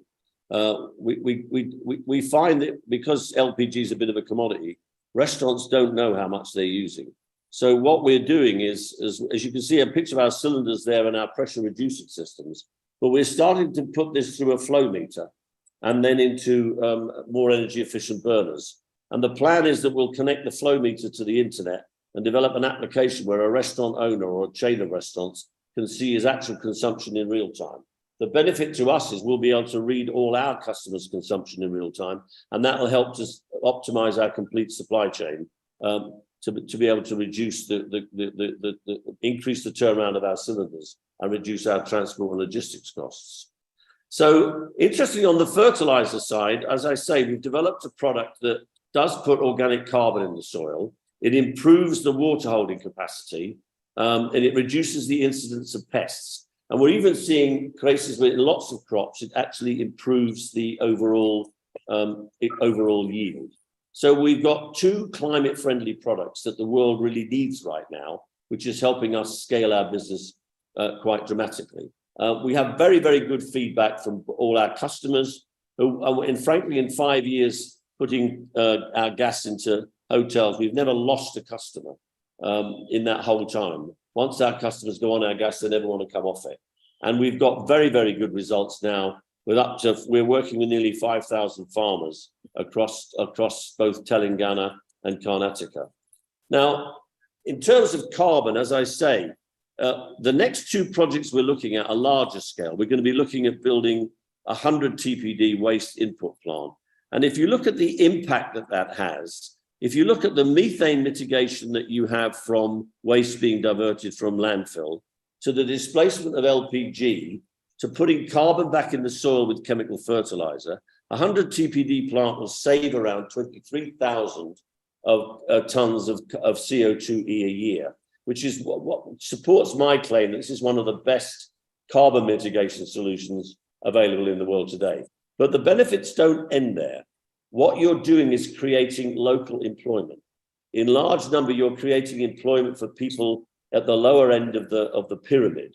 And if you look at the complete end-to-end from waste picking, collection, transport, processing, and then outbound logistics and consumption, we believe that we address 9 of the 17 SDGs from each one of our plants by this particular solution.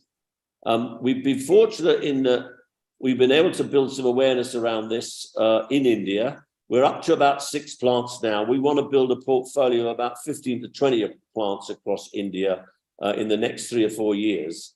The good news is we're getting tremendous government policy support in this area. The government announced a major initiative a couple of years ago where all the OMCs will have to start selling biomethane in their bunks, and they will offtake any gas that you want to give them. In the last budget, the government announced that every city gas distribution network in India next year will voluntarily have to put 1% of its total gas consumption in biomethane from a CBG plant. The following year, it will become mandatory, and the following year, it will move from 1% up to 5%. Now, that's going to really make the biomethane industry grow quite rapidly because there'll be a huge demand. And that will be a very, very good thing for India, because if we build a large-scale biomethane industry in India, it will mean that the agri-waste, like in the rice straw that's being burnt every year in Punjab and Haryana and causing the pollution it does, there's a solution for that by creating gas. You're creating a gas and a fertilizer indigenously, so you're not dependent on foreign imports, and both products save carbon.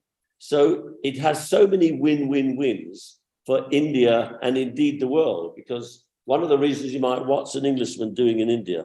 My belief all along is if we do not get India to go down a low carbon path, given the challenge that India will be the fastest growing energy market every year for the next 30 years, if we do not get India going down a low carbon path, we can all kiss goodbye to a 1.5 degree target, much less even a 2 degree target.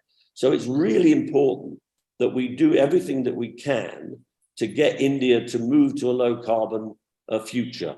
The good news is I think the current government recognizes that. It's starting to put the policies in place. Industry is now getting on board to do this. And to finish where I started, we think biomethane and organic fertilizer can make a real difference and assist India to get to the low carbon future, net zero future that Mr. Modi committed to in Glasgow a couple of years ago. Thank you very much for listening, and I'll take any questions or comments that people have. Thank you, Kevin. It was a very inspiring session that you gave, and this is amazing work that you've done in the last couple of years. A big appreciation to you from all of us on the same. We do have a couple of questions. One of them is related to if you regarding biomass feed. What is the biomass feed that you use other than? Is it solely agri-waste? I guess you've answered that. You also have municipal waste is what, organic waste is what you said, I guess. Yes.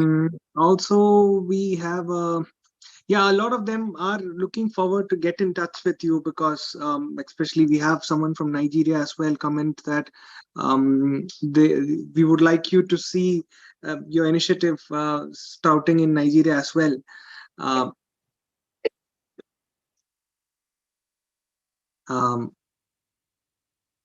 So Kevin, with that, one question that I have to end the conversation is, in terms of scaling up. Now I know that you have the technology; it has been prototyped and successfully with the help of or working with the local government institutions, you'll be able to scale up. But what are the challenges that you would face in scaling it up largely, and how prepared are you for that? Yeah, and that is a challenge. I mean, you could look at this one way and say it's a waste solution, and we don't look at it that way. We regard the waste as the feedstock. This is an energy and fertilizer production solution. The challenge with energy is capital intensive. The 100 TPD plant that we're talking about will cost something like 27 crore to build a 100 TPD import plant. That's not an insignificant amount of money. As a young startup, to try and get capital to build these plants is very difficult. So we've been pursuing a sort of asset light model in order to do that, but it is extremely challenging. I think there's, so that's one big challenge. The second challenge is we do focus on municipal solid waste because in terms of carbon, that's the best feedstock because it's causing a problem today. It has a lower yield than say press mud or other agri-wastes. So that's also a challenge. The good news is though, you don't have to pay for it in the main, and we don't pay for it. We actually, in some cases, we actually get a tipping fee or a processing fee for processing that waste, which helps the economics. So, but municipal solid waste in this country, as we all know, is managed by local authorities. They don't, in the main, don't have the resources, the time, or the expertise, or the money to sort the problem out. The other aspect of it, which isn't unique in India, the waste sector is very unorganized. There's a lot of money being spent on the current system. I think Bangalore alone spends something of the order of 800 to 1,000 crore a year on waste management, most of which is just spent on transportation, collecting it and transporting it and dumping it in a landfill, which is a huge waste of money. But if you want to change that system, there are a lot of people who like that system because they're financially incentivized to like it. So that's one of the big challenges. There's a bit of a nexus about the way that money is transferred between local authorities and contractors. Again, that's nothing specific to India. I'm not being critical of India. I like to tell people that if you and I opened a store in Manhattan, even today, the waste business in Manhattan is completely controlled by a mafia. So there are many challenges. The good news is I think there's a lot of political pressure from consumers now, the citizens of cities, that are getting less patient with their local authorities about the whole situation around waste. We're seeing this particularly in Bangalore. So there is a bit of a political movement arising where groups now are trying to put pressure on municipal authorities to start doing something. The good news is historically biogas had a poor name because a lot of plants failed. Biogas to power, the economics of it allows it. Doing what we're doing with that organic waste is a very, very attractive solution commercially as well as environmentally. I think as more municipal authorities become aware of that, there will be greater impetus for municipal authorities to see this as the solution to solve their waste problem, which it does. And the more municipal authorities we see doing that, then I think it will be very easy for us to scale. Thank you, Kevin, for that insightful discussion and your words. All the best, as even others are saying, for your ventures. And I hope to, personally, I hope to see you sometime when I'm in India or when you are in Whitley Bay. And we would like to know more. We would be sharing the video, if it's available online with others as well. And thanks a lot for joining for today's session. It was really insightful, to end a 3-hour-long online virtual conference with an amazing story, that of yours, does really make us happy. So thanks a bit. Thank you very much. Yeah, thank you. Now, I have Nino. Should I take 2 minutes to summarize the whole event? Yes. Or I guess most of them are tired. So let me present a virtual memento to Kevin. So my system is, in favor now. Thank you very much. That's lovely. Thank you. Thank you.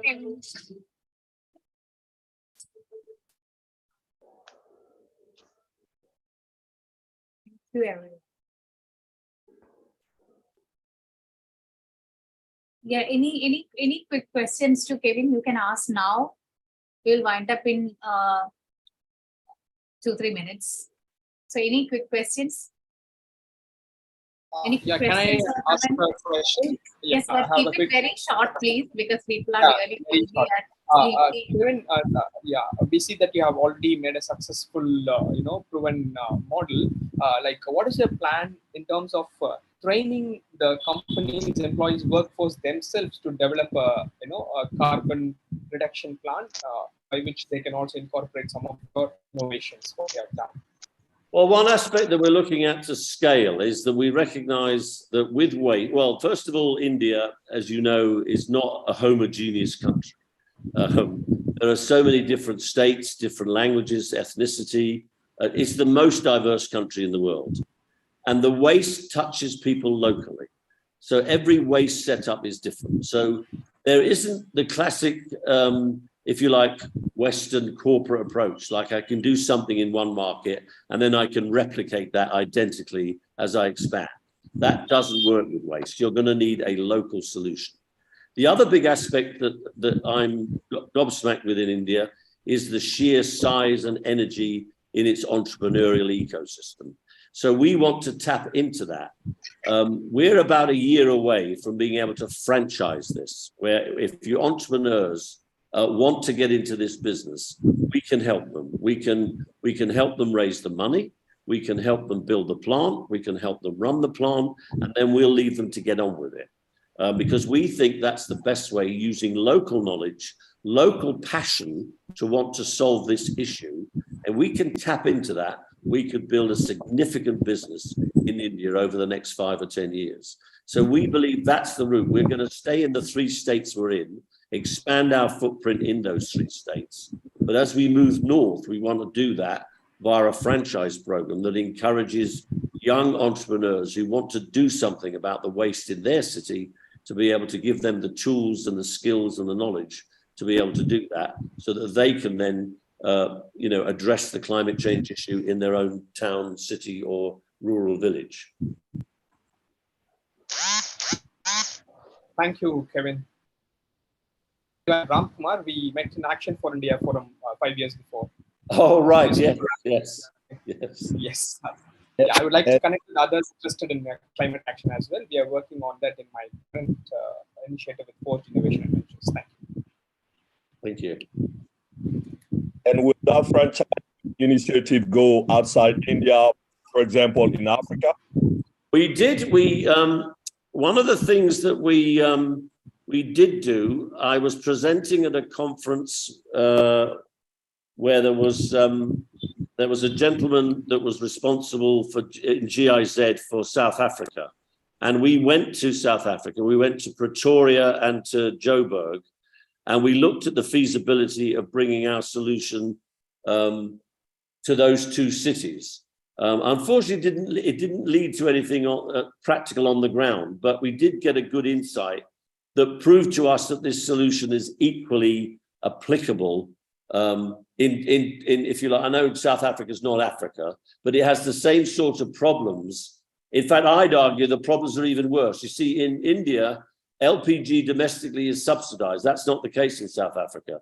So they're paying a very much higher price for their LPG for cooking as we are here in India. And the other issue is fertilizer. They've got the same soil carbon problem, but fertilizer costs in Africa are much, much higher. Well, in fact, worldwide, they're all very high at the moment.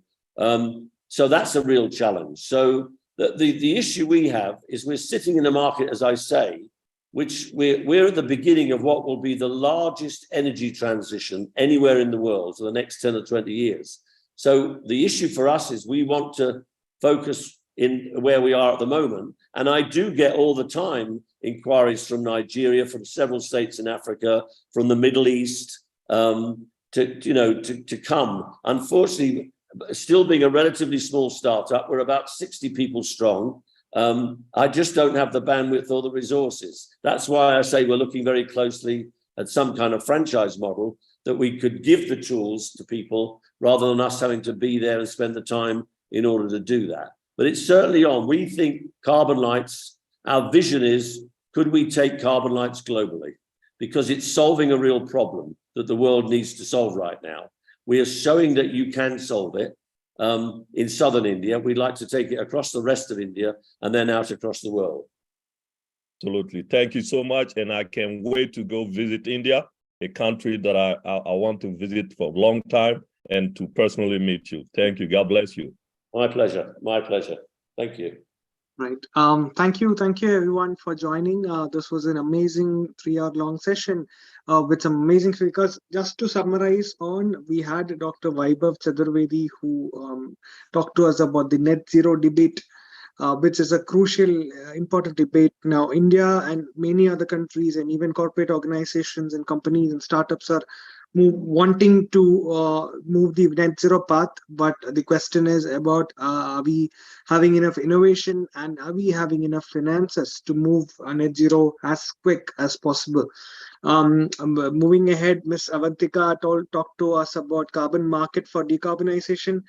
Decarbonization, as she said, is happening at a very slow rate, almost just 2.7% as of now, while actually we need a 17% rate that is required.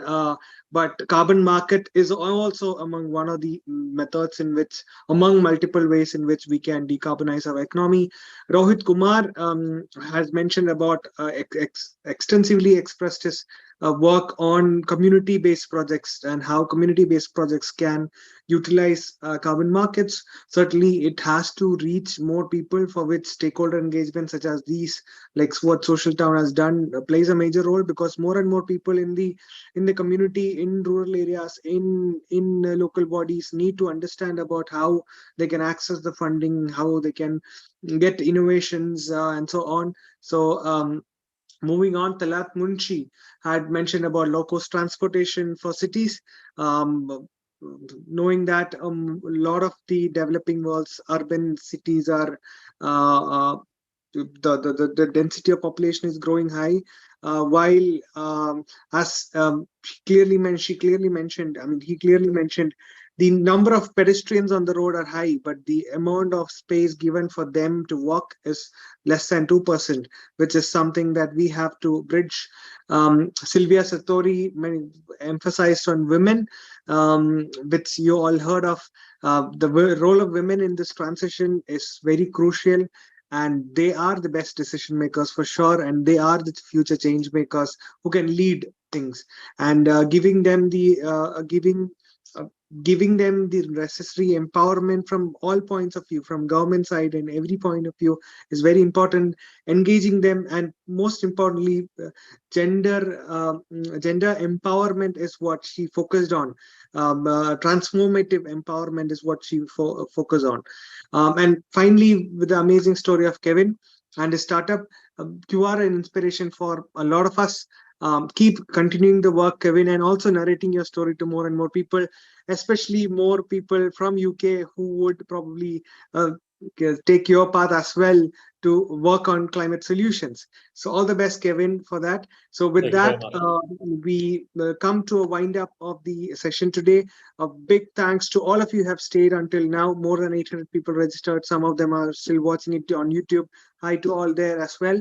So wishing you all an amazing day. Passing out to Ninu. It's a goodbye from the moderator.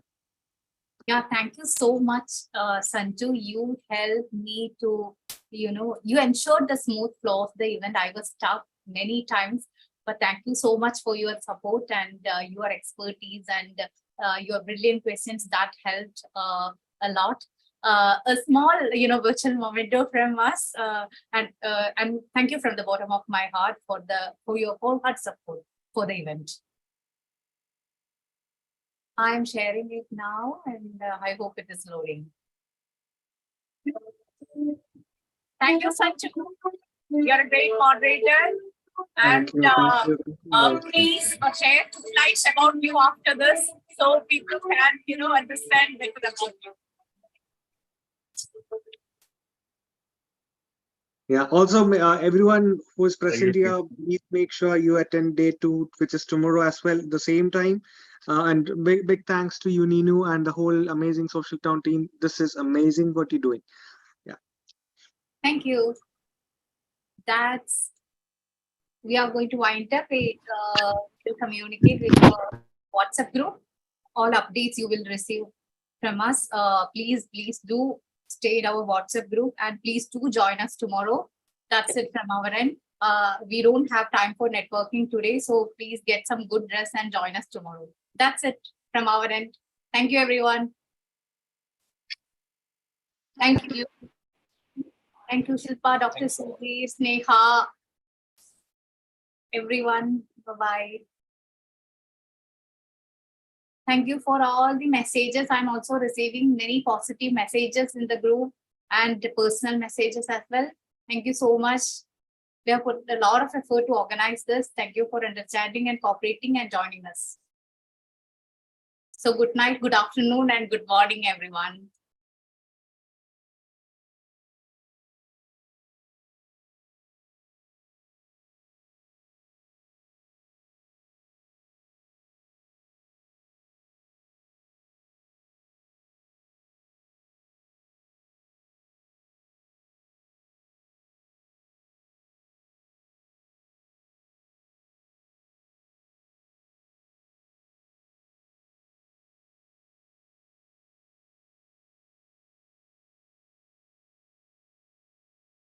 Please don't forget to join back tomorrow.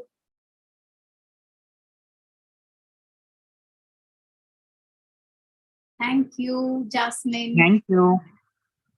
Thank you, Nagesh.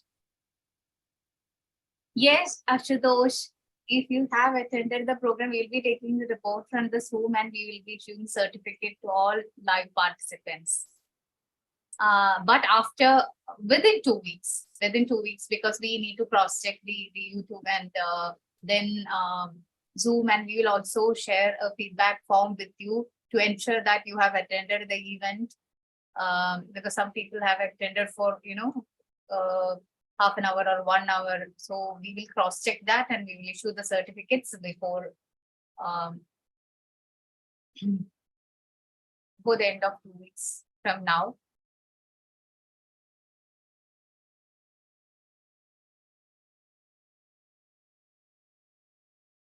Thank you, friends from Africa, Nigeria, NASO members. Thank you.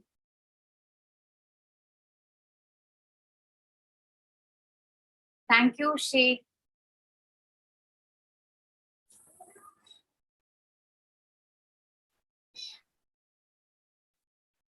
Thank you, Ishika. Bhushan Singh, Maheshwari, Vishal. Thank you for joining. Rahul, Rashidat, Ravindra,